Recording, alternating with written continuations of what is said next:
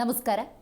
ಒಂದು ದೇಶ ಏಳಿಗೆಯನ್ನು ಅಭಿವೃದ್ಧಿಯನ್ನು ಕಾಣಬೇಕು ಅನ್ನೋದಾದರೆ ಭಾರತದಲ್ಲಿ ಇರುವಂಥ ಒಂದು ವ್ಯವಸ್ಥೆ ಖಂಡಿತವಾಗ್ಲೂ ಅದು ರಾಜಕಾರಣ ಇವತ್ತು ಹೇಗಾಗ್ಬಿಟ್ಟಿದೆ ಅಂತ ಹೇಳಿದ್ರೆ, ನಾನು ಬೆಳಿತೀನಿ, ನನ್ನ ಮಗ ಬೆಳಿತಾನೆ, ನನ್ನ ಮೊಮ್ಮಗ ಬೆಳಿತಾನೆ, ಅದರಲ್ಲೂ ನಮ್ಮ ಕುಟುಂಬ ಬೆಳೆದ್ರೆ ಸಾಕು ಅನ್ನೋ ಮಟ್ಟಕ್ಕೆ ಬಂದು ನಿಂತ್ಕೊಂಡಿದೆ. ನಾನು ಆಗಲೇ ಒಂದು ಉಲ್ಲೇಖ ಮಾಡಿದೆ, ನೀವು ಗಮನಿಸ್ಬೋದು.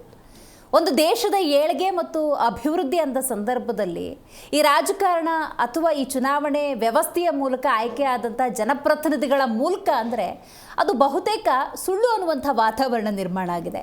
ಯಾಕಂದರೆ ದೇಶದ ರಾಜಕಾರಣದಲ್ಲಿ 20-21% ಕುಟುಂಬ ರಾಜಕಾರಣವೇ ಆಳ್ತಾ ಇದೆ ಅಂತ ಹೇಳಿದ್ರೆ ತಪ್ಪಾಗೋದಿಲ್ಲ. ಹಾಗಾದರೆ ಈ ಕುಟುಂಬ ರಾಜಕಾರಣಕ್ಕೆ ಮಂಗಳ ಹಾಡೋದಕ್ಕೆ ಸಾಧ್ಯವೇ ಇಲ್ವಾ? ಎಷ್ಟು ಮಟ್ಟಿಗೆ ಕುಟುಂಬ ರಾಜಕಾರಣ ಅನ್ನೋದು ಹೆಚ್ಚಾಗಿದೆ? ಈಗ ಕುಟುಂಬ ರಾಜಕಾರಣ ಈ ಮಟ್ಟಿಗೆ ಬೆಳೆಸ್ಕೊಂಡು ಹೋದರೆ ಇತರರು ದೇಶದಲ್ಲಿರ್ತಾರಲ್ಲ, ಅವರು ಜನಪ್ರತಿನಿಧಿಗಳ ಆಯ್ಕೆಯಾಗಿ ಅವರ ಕ್ಷೇತ್ರವನ್ನು, ಅವರ ಜನವನ್ನು, ಅವರ ಸಮುದಾಯವನ್ನು ಬೆಳೆಸೋದಕ್ಕೆ ಸಾಧ್ಯವೇ ಇಲ್ವಾ? ಈ ಎಲ್ಲದರ ಬಗ್ಗೆ ಇವತ್ತು ಚರ್ಚೆಯನ್ನು ಮಾಡೋಣ. ನಾನು ದಿವ್ಯಶ್ರೀ.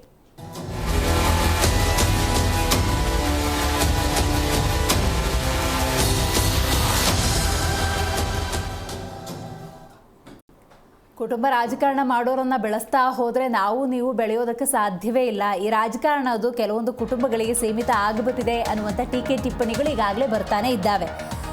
ಹೌದು, ದೇಶ ಅಂತ ತಗೊಂಡ್ರೆ, ದೇಶದ ರಾಜಕಾರಣ ಅಂತ ನಾವು ತಗೊಳ್ಳೋದಾದರೆ ನೋಡಿ, 21% ಸಂಸದ ಶಾಸಕರಿಗೆ ಬಹುಪ್ರಭಾವಳಿ ಕುಟುಂಬ ರಾಜಕಾರಣಕ್ಕೆ. ಹಾಗಾದರೆ ಕೊನೆಯೇ ಇಲ್ವಾ? ಕುಟುಂಬದ ಪ್ರಭಾವಳಿ ಇದ್ದವರಿಗೆ ರಾಜಕಾರಣ ಅನ್ನುವ ಮಟ್ಟಕ್ಕೆ ಇದು ಹೆಚ್ಚಾಗಿಬಿಟ್ಟಿದೆ. ಪ್ರಸ್ತುತ 21% ನಾಯಕರಿಂದ ವಂಶಾಡಳಿತ. ಅಸೋಸಿಯೇಷನ್ ಫಾರ್ ಡೆಮೊಕ್ರೆಟಿಕ್ ರಿಫಾರ್ಮ್ಸ್ ತಂದಂತಹ ವರದಿಯ ಆಧಾರದಲ್ಲಿ ನಾವು ನೋಡ್ತಾ ಹೋಗೋದಾದರೆ ಒಂದು ಸರ್ವೆ ಮಾಡಿದ್ದಾರೆ.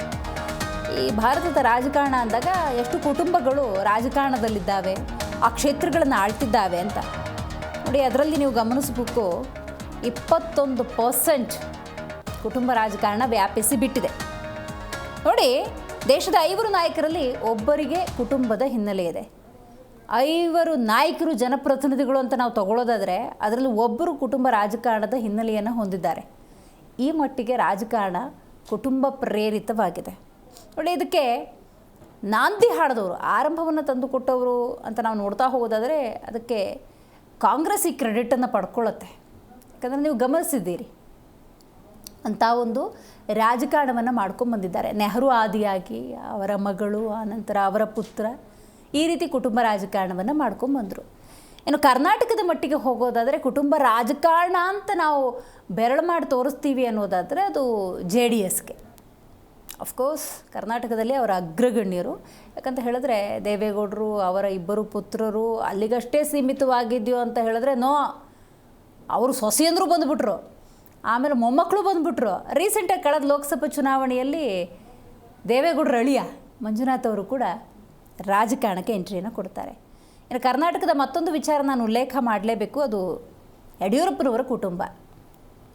ಇವತ್ತು ವಿಜಯೇಂದ್ರ ಮತ್ತು ರಾಘವೇಂದ್ರ ಸೇರಿದಂತೆ ಅವರು ಕೂಡ ರಾಜಕಾರಣದಲ್ಲಿ ತಮ್ಮನ್ನು ತಾವು ತೊಡಗಿಸ್ಕೊಂಡಿದ್ದಾರೆ. ದೇಶದ ಮಟ್ಟದಲ್ಲಿ ನೀವು ನೋಡ್ತಾ ಇದ್ದೀರಿ ನೋಡಿ, ಅಲ್ಲಿ ಪವಾರ್ ಇರ್ಬೋದು, ಸ್ಟಾಲಿನ್ ಇರ್ಬೋದು, ಕರುಣಾನಿಧಿ ಇರ್ಬೋದು, ಯಾವ ರೀತಿ ತಮ್ಮನ್ನು ತಾವು ರಾಜಕೀಯದಲ್ಲಿ ಕುಟುಂಬ ಸಮೇತ ತೊಡಗಿಸಿಕೊಂಡಿದ್ದಾರೆ ಅಂತ. ಈಗ ನೋಡ್ತಾ ಇದ್ದೀರಿ, ಇದು ಇಂದಿರಾ ಗಾಂಧಿ, ನೆಹರು ಅವರ ಕುಟುಂಬ.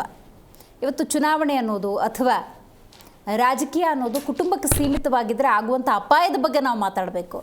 ಸಾಮಾನ್ಯ ಜನಪ್ರತಿನಿಧಿಯಾಗಿ ಆಯ್ಕೆ ಆಗಿಕೊಂಡು ಅವರ ಸಮುದಾಯದ ರಕ್ಷಣೆಗೆ, ಅವರ ಕ್ಷೇತ್ರದ ರಕ್ಷಣೆಗೆ ನಿಂತ್ಕೊಳ್ಳೋಕ್ಕಾಗೋದಿಲ್ವ ಅಂತ ನೋಡಿ. ಇದು ಪವಾರ್ ಕುಟುಂಬ, ಸುಪ್ರಿಯಾ ಸುಳೆ ಸೇರಿದಂತೆ ಯಾವ ರೀತಿ ಹಲವರು ರಾಜಕಾರಣಕ್ಕೆ ಎಂಟ್ರಿಯನ್ನು ಕೊಟ್ಟಿದ್ದಾರೆ ಅನ್ನೋದನ್ನು ನೀವು ಈ ದೃಶ್ಯದಲ್ಲಿ ಗಮನಿಸ್ಬೋದು. ಒಂದಷ್ಟು ಫೋಟೋಸನ್ನು ನಿಮ್ಮ ಮುಂದೆ ಇಡ್ತಾ ಇದ್ದೀವಿ. ನೋಡಿ, ಇಲ್ಲಿಗೆ ಯಡಿಯೂರಪ್ಪನ ಕುಟುಂಬ ನೋಡ್ತಾ ಇದ್ದೀರಿ. ಯಡಿಯೂರಪ್ಪನವರು ಹಿರಿಯ ರಾಜಕಾರಣಿ, ಕರ್ನಾಟಕದಲ್ಲಿ ದೊಡ್ಡ ಹೆಸರನ್ನು ಮಾಡಿದ್ದಾರೆ. ಅವರ 2 ಪುತ್ರರು ಕೂಡ ರಾಜಕಾರಣದಲ್ಲಿದ್ದಾರೆ.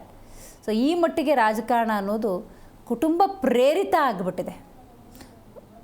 ಈಗ ನಾವು ರೀಸೆಂಟ್ ಡೆವಲಪ್ಮೆಂಟ್ಸ್ ಅಂತ ನೋಡೋದಾದರೆ ಕಳೆದ ಬಾರಿಯ ಲೋಕಸಭಾ ಚುನಾವಣೆಯನ್ನು ನಾನು ಉಲ್ಲೇಖ ಮಾಡಲೇಬೇಕು.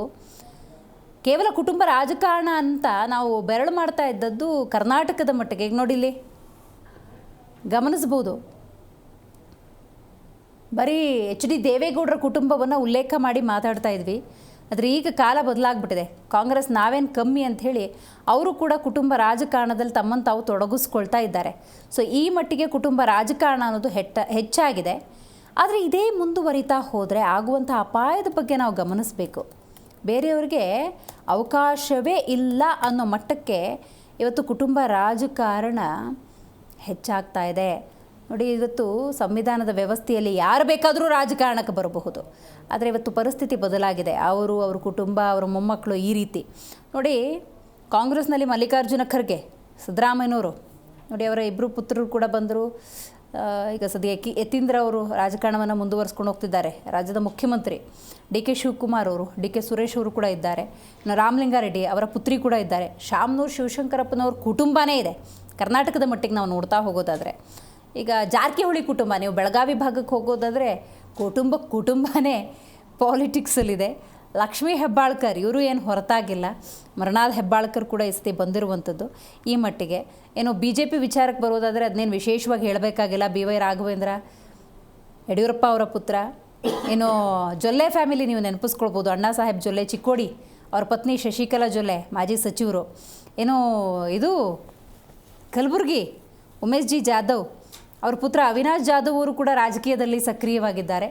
ದೇಶದ ಮಟ್ಟದಲ್ಲಿ ನಾವು ಒಂದಷ್ಟು ನೋಡಿದ್ವಿ. ಈಗ ರಾಜ್ಯ ಮಟ್ಟದಲ್ಲಿ ನೋಡ್ತಾ ಹೋಗೋದಾದರೆ ದಾವಣಗೆರೆ ಕ್ಷೇತ್ರಕ್ಕೆ ಹೋಗಬೇಕು. ಅಲ್ಲಿ BJP ಮತ್ತು ಕಾಂಗ್ರೆಸ್ ಎರಡು ಕಡೆ ಕೂಡ ಕುಟುಂಬ ರಾಜಕಾರಣ. ಸಿದ್ದೇಶ್ವರ ಅವರ ಕುಟುಂಬ, ಅಲ್ಲಿ ಸಿದ್ದೇಶ್ವರ ಅವರು ರಾಜಕಾರಣದಲ್ಲಿದ್ದರೆ ಈ ಸತಿ ಕಳೆದ ಲೋಕಸಭಾ ಚುನಾವಣೆಯಲ್ಲಿ ಗಾಯತ್ರಿ ಸಿದ್ದೇಶ್ವರ್ ಕೂಡ ಬಂದರು.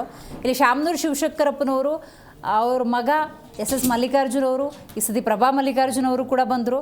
ಸೊ ಹೀಗೆ ಒಂದು ರೀತಿ ಕುಟುಂಬ ರಾಜಕಾರಣ ಅನ್ನೋದು ಹೆಚ್ಚಾಗಿದೆ. ಇನ್ನು ತೇಜಸ್ವಿ ಸೂರ್ಯ, ಇದರ ಜೊತೆಗೆ ನೀವು ಗಮನಿಸ್ಬೋದು, ಪ್ರಸ್ತುತ ಸಂಸದರಾಗಿರುವಂಥ ತೇಜಸ್ವಿ ಸೂರ್ಯ ರವಿ ಸುಬ್ರಹ್ಮಣ್ಯ ಅವರ ಅಣ್ಣನ ಮಗ. ಸೊ ಅವರು ಕೂಡ ಒಂದು ಕೌಟುಂಬಿಕ ಹಿನ್ನೆಲೆಯನ್ನು ಹೊಂದಿರುವಂಥದ್ದು. ಕಾಂಗ್ರೆಸ್ ಮತ್ತೊಂದು ಸತಿ ನಾನು ಉಲ್ಲೇಖ ಮಾಡ್ತಾ ಇದ್ದೀನಿ. ಡಿ.ಕೆ. ಸುರೇಶ್ ಅವರು, ಡಿ.ಕೆ. ಶಿವಕುಮಾರ್ ಸಹೋದರರು. ಡಾಕ್ಟರ್ ರಾಧಾಕೃಷ್ಣ ದೊಡ್ಡಮನಿ, ಮಲ್ಲಿಕಾರ್ಜುನ ಖರ್ಗೆ ಅವರ ಅಳಿಯ. ಏನು ರಾಜಶೇಖರ್ ಹಿಟ್ನಾಳ್ ಕೊಪ್ಪಳ, ರಾಘವೇಂದ್ರ ಹಿಟ್ನಾಳ್ ಅವರ ಸಹೋದರ. ಅವರು ನೋಡಿ ರಾಜಕೀಯ ಹಿನ್ನೆಲೆಯನ್ನು ಹೊಂದಿರೋರು. ಈಗಾಗಲೇ ನಾನು ಉಲ್ಲೇಖ ಮಾಡಿದೆ, ಪ್ರಭಾವತಿ ಮಲ್ಲಿಕಾರ್ಜುನ್, ಶಾಮನೂರು ಶಿವಶಂಕರಪ್ಪನವ್ರ ಸೊಸೆ, ಅವ್ರ ಮಗ S.S. ಮಲ್ಲಿಕಾರ್ಜುನ್ ಅವರು ಕೂಡ ರಾಜಕಾರಣದಲ್ಲಿದ್ದಾರೆ. ಮನ್ಸೂರ್ ಅಲಿ ಖಾನ್, ಬೆಂಗಳೂರು ಸೆಂಟ್ರಲ್, ರೆಹಮಾನ್ ಖಾನ್ ಅವರ ಪುತ್ರ. ಇನ್ನೊಂದು ಇಂಪಾರ್ಟೆಂಟ್ ನೋಡಿ, ಬಂಗಾರಪ್ಪನವ್ರ ಕುಟುಂಬ ಮರ್ತೇ ಬಿಟ್ವಿ. ಬಂಗಾರಪ್ಪನವರು ಜೊತೆಗೆ ಗೀತಾ ಶಿವರಾಜ್ ಕುಮಾರು, ಮಧು ಬಂಗಾರಪ್ಪ, ಕುಮಾರ್ ಬಂಗಾರಪ್ಪ ಎಲ್ಲ ಕೂಡ ರಾಜಕಾರಣದಲ್ಲಿದ್ದಾರೆ. ಇನ್ನು ದಿವಂಗತ ಪುಟ್ಟಸ್ವಾಮಿ ಗೌಡರು ಮೊಮ್ಮಗ ಶ್ರೇಯಸ್ ಪಟೇಲ್ ಹಾಸನ. ಸೊ ಇವರು ನೀವು ಗಮನಿಸ್ಬೋದು. ಜೊತೆಗೆ ಮಂಡ್ಯ ಪಕ್ಷೇತರ ಶಾಸಕ ಪುಟ್ಟಸ್ವಾಮಿ ಗೌಡ ಅವರ ಸಹೋದರ ವೆಂಕಟರಮಣೇಗೌಡರು, ಅವರು ಕೂಡ ಕೌಟುಂಬಿಕ ಹಿನ್ನೆಲೆಯನ್ನು ಹೊಂದಿರುವಂಥದ್ದು. ಕರ್ನಾಟಕದ ಮಟ್ಟಿಗೆ ನಾವು ನೋಡ್ತಾ ಹೋಗೋದಾದರೆ ರಾಜ್ಯದ ಮುಖ್ಯಮಂತ್ರಿ ಸಿದ್ದರಾಮಯ್ಯ ಅವರ ಕುಟುಂಬ ಕೂಡ ರಾಜಕಾರಣದಲ್ಲಿದೆ. ಯತೀಂದ್ರ ಅವರು ಫುಲ್ ಆ್ಯಕ್ಟಿವ್ ಆಗೇ ಇದ್ದಾರೆ. JDS ಬಗ್ಗೆ ವಿಶೇಷವಾಗಿ ಹೇಳೋದು ಬೇಡ, ಸಂಪೂರ್ಣ ಕುಟುಂಬವೇ ರಾಜಕಾರಣದಲ್ಲಿದೆ.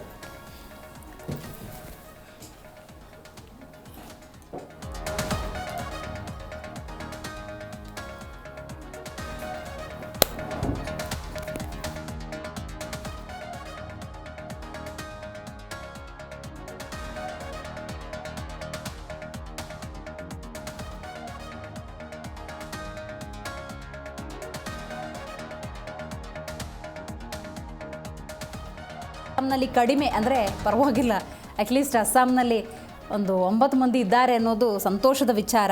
ಇನ್ನು NCPಯಲ್ಲಿ ಹೆಚ್ಚು ಕುಟುಂಬದ ರಾಜಕಾರಣ ಅನ್ನೋದು ಕಂಡು ಬರುತ್ತೆ. ರಾಜಕೀಯ ಪಕ್ಷಗಳು ಅಂತ ನಾವು ನೋಡ್ತಾ ಹೋಗೋದಾದರೆ ಇವತ್ತು ಯಾವ ಪಕ್ಷ ಕೂಡ ಕುಟುಂಬ ರಾಜಕಾರಣ ಹೊರತಾಗಿ ರಾಜಕಾರಣವನ್ನು ಮಾಡ್ತಿಲ್ಲ ಅನ್ನೋದು ಸುಸ್ಪಷ್ಟವಾಗಿ ಗೊತ್ತಾಗ್ತದೆ. ಅಷ್ಟರ ಮಟ್ಟಿಗೆ ಕುಟುಂಬ ರಾಜಕಾರಣ ಅನ್ನೋದು ಹೆಚ್ಚಾಗಿದೆ.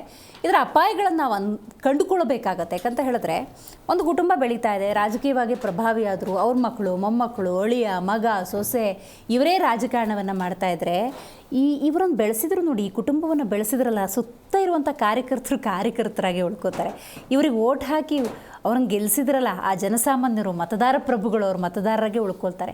ಅಲ್ಲಿ ಯಾವುದೋ ಒಂದು ಪ್ರತಿಭೆ ಹೇಳುತ್ತೆ. ಕಾರ್ಯಕರ್ತರು ಅಂದಾಗ ಅವರು ಶಿಸ್ತಿನ ಕಾರ್ಯಕರ್ತರಾಗಿರ್ತಾರೆ. ಪಕ್ಷವನ್ನು ಬೆಳೆಸೋದಕ್ಕೆ, ತನ್ನ ನಾಯಕನನ್ನು ಗೆಲ್ಲಿಸೋದಕ್ಕೆ ತನ್ನ ಜೀವವನ್ನೇ ಜೀವನವನ್ನೇ ಎಷ್ಟೋ ಸಂದರ್ಭದಲ್ಲಿ ತಮ್ಮ ಆಸ್ತಿಯನ್ನೇ ಅಡ ಇಟ್ಟುಬಿಟ್ಟು ಪಕ್ಷಕ್ಕಾಗಿ ಆ ನಾಯಕನಿಗಾಗಿ ದುಡ್ದಿರ್ತಾರೆ. ಅವರನ್ನು ಬೆಳೆಸುವಂಥ ನಿಟ್ಟಿನಲ್ಲಿ ಈ ಕುಟುಂಬಗಳಿಗೆ ಯಾವೂ ಕೂಡ ಇಲ್ಲ. ಇದೊಂದು ಬೇಸರದ ಸಂಗತಿ. ಅದು ಸೊಕಾಲ್ಡ್ ದೊಡ್ಡ ಪಕ್ಷ ಆಗಿರುವಂತಹ, ಹಿರಿಯ ಪಕ್ಷ ಆಗಿರುವಂಥ ಕಾಂಗ್ರೆಸ್, ವಿಶ್ವದಲ್ಲೇ ದೊಡ್ಡ ಹೆಸರನ್ನು ಮಾಡಿರುವಂತಹ, ಅತಿ ಹೆಚ್ಚು ಕಾರ್ಯಕರ್ತರನ್ನು ಹೊಂದಿರುವಂಥ ಪಕ್ಷ ಅಂತ ಹೇಳ್ಕೊಳ್ಳುವಂತಹ BJP ಇರಬಹುದು, ಅಥವಾ ಕುಟುಂಬ ರಾಜಕಾರಣ ಅಂತಲೇ ಟ್ಯಾಗ್ಲೈನ್ನ ಇಟ್ಕೊಂಡಿರುವಂಥ JDS ಇರ್ಬೋದು.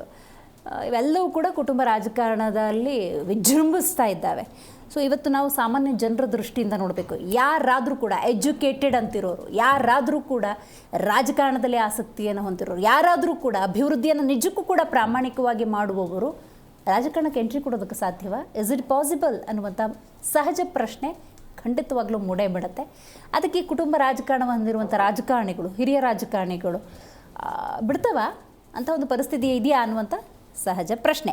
ರೈಟ್, ಹಾಗಾದರೆ ಇದ್ರ ಬಗ್ಗೆ ಕೂಲಂಕುಷವಾಗಿ ನಾವು ಕೂಡ ಚರ್ಚೆಯನ್ನು ಮಾಡೋಣ. ಮೊದಲನೇದಾಗಿ ನಮ್ಮ ಕಾರ್ಯಕ್ರಮದಲ್ಲಿ JDS ವಕ್ತಾರರಾಗಿರುವಂಥ ಉಮೇಶ್ ಅವರಿದ್ದಾರೆ. ನಮಸ್ಕಾರ ಉಮೇಶ್ ಅವರೇ. ರೈಟ್, ನಮ್ಮ ಕಾರ್ಯಕ್ರಮದಲ್ಲಿ AP ವಕ್ತಾರರಾಗಿರುವಂಥ ರವೀಶ್ ದಾಸಪ್ಪ ಅವರಿದ್ದಾರೆ. ನಮಸ್ಕಾರ. BJP ವಕ್ತಾರರು ಆತ್ಮಾನಂದ್ ಅವರಿದ್ದಾರೆ. ನಮಸ್ಕಾರ.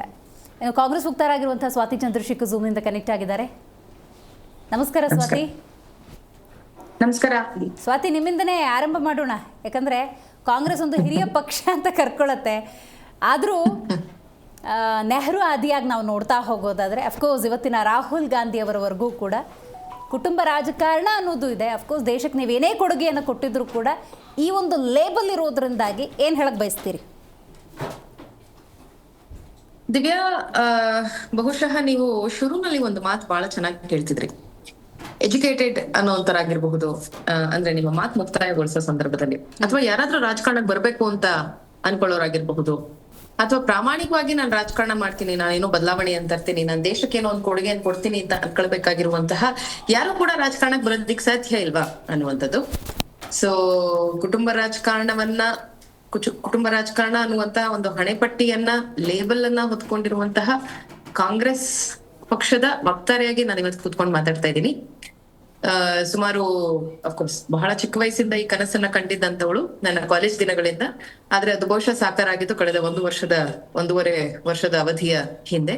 ಸೊ ಯಾವುದೇ ಬ್ಯಾಕ್ ಗ್ರೌಂಡ್ ಇಲ್ಲದೆ, ಯಾವುದೇ ಹಿನ್ನೆಲೆ ಇಲ್ಲದೆ, ರಾಜಕೀಯದ ಗೊತ್ತಿಲ್ಲದೆ, ಮಾಧ್ಯಮಕ್ಕೆ ಸೇರುವ ಮುಂಚೆ ಮಾಧ್ಯಮದ ಗೊತ್ತಿಲ್ಲದಂತಹ ಪರಿವಾರದಿಂದ ಬಂದಂತ ನನಗೂ ಕೂಡ ಇವತ್ತಿನ ದಿನ ರಾಜಕಾರಣದಲ್ಲಿ ಅಥವಾ ನಮ್ಮ ರಾಷ್ಟ್ರೀಯ ಪಕ್ಷದಲ್ಲಿ ಜಾಗ ಇದೆ ಅನ್ನೋದಾದ್ರೆ ಸರ್ವರಿಗೂ ಜಾಗ ಇದೆ. ನಿಮಗೂ ಕೂಡ ಈ ಮುಖ್ಯ ಆಮಂತ್ರಣವನ್ನ ಕೊಡ್ತೀನಿ. ಸೊ ತಾವು ಮುಂದೊಂದು ದಿನ ರಾಜಕಾರಣ ಮಾಡಬೇಕು ಅನ್ನೋದಾದ್ರೆ ಖಂಡಿತವಾಗ್ಲೂ ನಮ್ಮ ಪಕ್ಷದಲ್ಲಿ ಜಾಗ ಇದೆ. So right, let me come to the point. ಇವತ್ತಿನ ದಿನ ಒಂದು ಸರ್ವೆಯನ್ನ ಆಧಾರವನ್ನಾಗಿಟ್ಕೊಂಡು ನೀವು ಈ ಒಂದು ಚರ್ಚೆಯನ್ನ ಮಾಡ್ತಾ ಇದ್ದೀರಿ. ಆದ್ರೆ ವಿಪರ್ಯಾಸ ಏನು ಅಂತಂದ್ರೆ 2014 ಮತ್ತು 2013 ಸಂದರ್ಭದಲ್ಲಿ ನಿಮಗ್ ನೆನ್ಪಿರಬಹುದು, BJP ಇದನ್ನೇ ತನ್ನ ಚುನಾವಣೆಯ ಅಜೆಂಡಾ ಮಾಡ್ಕೊಂಡ್ಬಿಟ್ಟಿತ್ತು. ಬಿಜೆಪಿ ಚುನಾವಣೆ ಅಜೆಂಡಾ ಮಾಡ್ಕೊಂಡಿದ್ರ ಬಗ್ಗೆ ಅವತ್ತಿನ ದಿನಕ್ಕೆ ನನಗೆ ಯಾವ ಆಕ್ಷೇಪಣೆಯೂ ಕೂಡ ಇಲ್ಲ. ಆದ್ರೆ ಅದಾದ ನಂತರದಲ್ಲಿ ಅವತ್ತಿನ ದಿನದಿಂದ ಇವತ್ತಿನ ದಿನದ ತನಕ ಬಿಜೆಪಿ ಬಂದು ನಿಂತಿರುವಂತಹ ಒಂದು ವೇದಿಕೆ ಮೇಲೆ ಅಥವಾ ಬಂದು ನಿಂತಿರುವಂತಹ ಒಂದು ವ್ಯವಸ್ಥೆಯಲ್ಲಿ ನೋಡಿದಾಗ ಬಹಳ ಬೇಸರ ಅಂತ ಅನ್ಸುತ್ತೆ. ಇವತ್ತಿನ ದಿನ BCCI ನಡೆಸ್ತಾ ಇರುವಂತವ್ರು ಯಾರು? ಜೈಶಾ, ಅಮಿತ್ ಶಾರ ಮಗ. ಯಾವ ಅರ್ಹತೆ ಇದೆ ಅನ್ನುವಂತ ಒಂದು ಕಾರಣಕ್ಕೆ ಅವರನ್ನ BCCI ಚೇರ್ಮನ್ ಮಾಡಿರುವಂತದ್ದು ಕೇವಲ ಗೃಹ ಮಂತ್ರಿ ಅಮಿತ್ ಶಾ ಅವರ ಮಗ ಅನ್ನುವಂತಹ ಒಂದೇ ಒಂದು ಕಾರಣಕ್ಕೆ. ದೇಶದ ಬಗ್ಗೆ, ದೇಶ ಪ್ರೇಮದ ಬಗ್ಗೆ ಭಾಷಣವನ್ನ ಕೊಡುವಂತಹ, ಸರ್ವರಿಗೂ ಕೂಡ ಪಾಕಿಸ್ತಾನಕ್ಕೋ ಅಥವಾ ಬೇರೆ ದೇಶಗಳಿಗೆ, ವಿದೇಶಗಳಿಗೆ ರವಾನಿಸುವಂತಹ ಬಿಜೆಪಿಯ ನಾಯಕರು ಇವತ್ತಿನ ದಿನ ಏಷ್ಯಾ ಕಪ್ ನಲ್ಲಿ ನಮ್ಮ ಭಾರತವನ್ನ ಪಾರ್ಟಿಸಿಪೇಟ್ ಮಾಡೋದ್ರಿಂದ ತಡೆಯೋದಕ್ಕೆ ಸಾಧ್ಯ ಆಗದೆ ಇರುವಂತಹ ಒಂದು ಪರಿಸ್ಥಿತಿಯಲ್ಲಿ ಮತ್ತು ಸಂದರ್ಭದಲ್ಲಿ ಇವತ್ತಿನ ದಿನ BCCI ಬಂದ್ ಕೂತಿದೆ ಅಥವಾ ಬಿಜೆಪಿ ಬಂದ್ ಕೂತಿದೆ. ಅದ್ರ ನೇತೃತ್ವವನ್ನ ವಹಿಸಿರುವಂತಹ ಜೈಶಾ ಅವರು ಬಂದ್ ಕೂತಿದ್ದಾರೆ ಅನ್ನುವಂಥದ್ದು. ಇವತ್ತಿನ ದಿನ BCCI ಬಗ್ಗೆ ಮಾತಾಡ್ತಾ ಇದ್ದೀನಿ. ಹಾ, ಓಕೆ. ಸೊ ಇವತ್ತಿನ ದಿನ ನಾನು ಕರ್ನಾಟಕದ ಬಗ್ಗೆ ಮಾತಾಡೋದಾದ್ರೆ ದಿವ್ಯಾ, ನೀವು ಒಂದು ವಿಚಾರವನ್ನ ತಿಳ್ಕೊಳ್ಳಿ.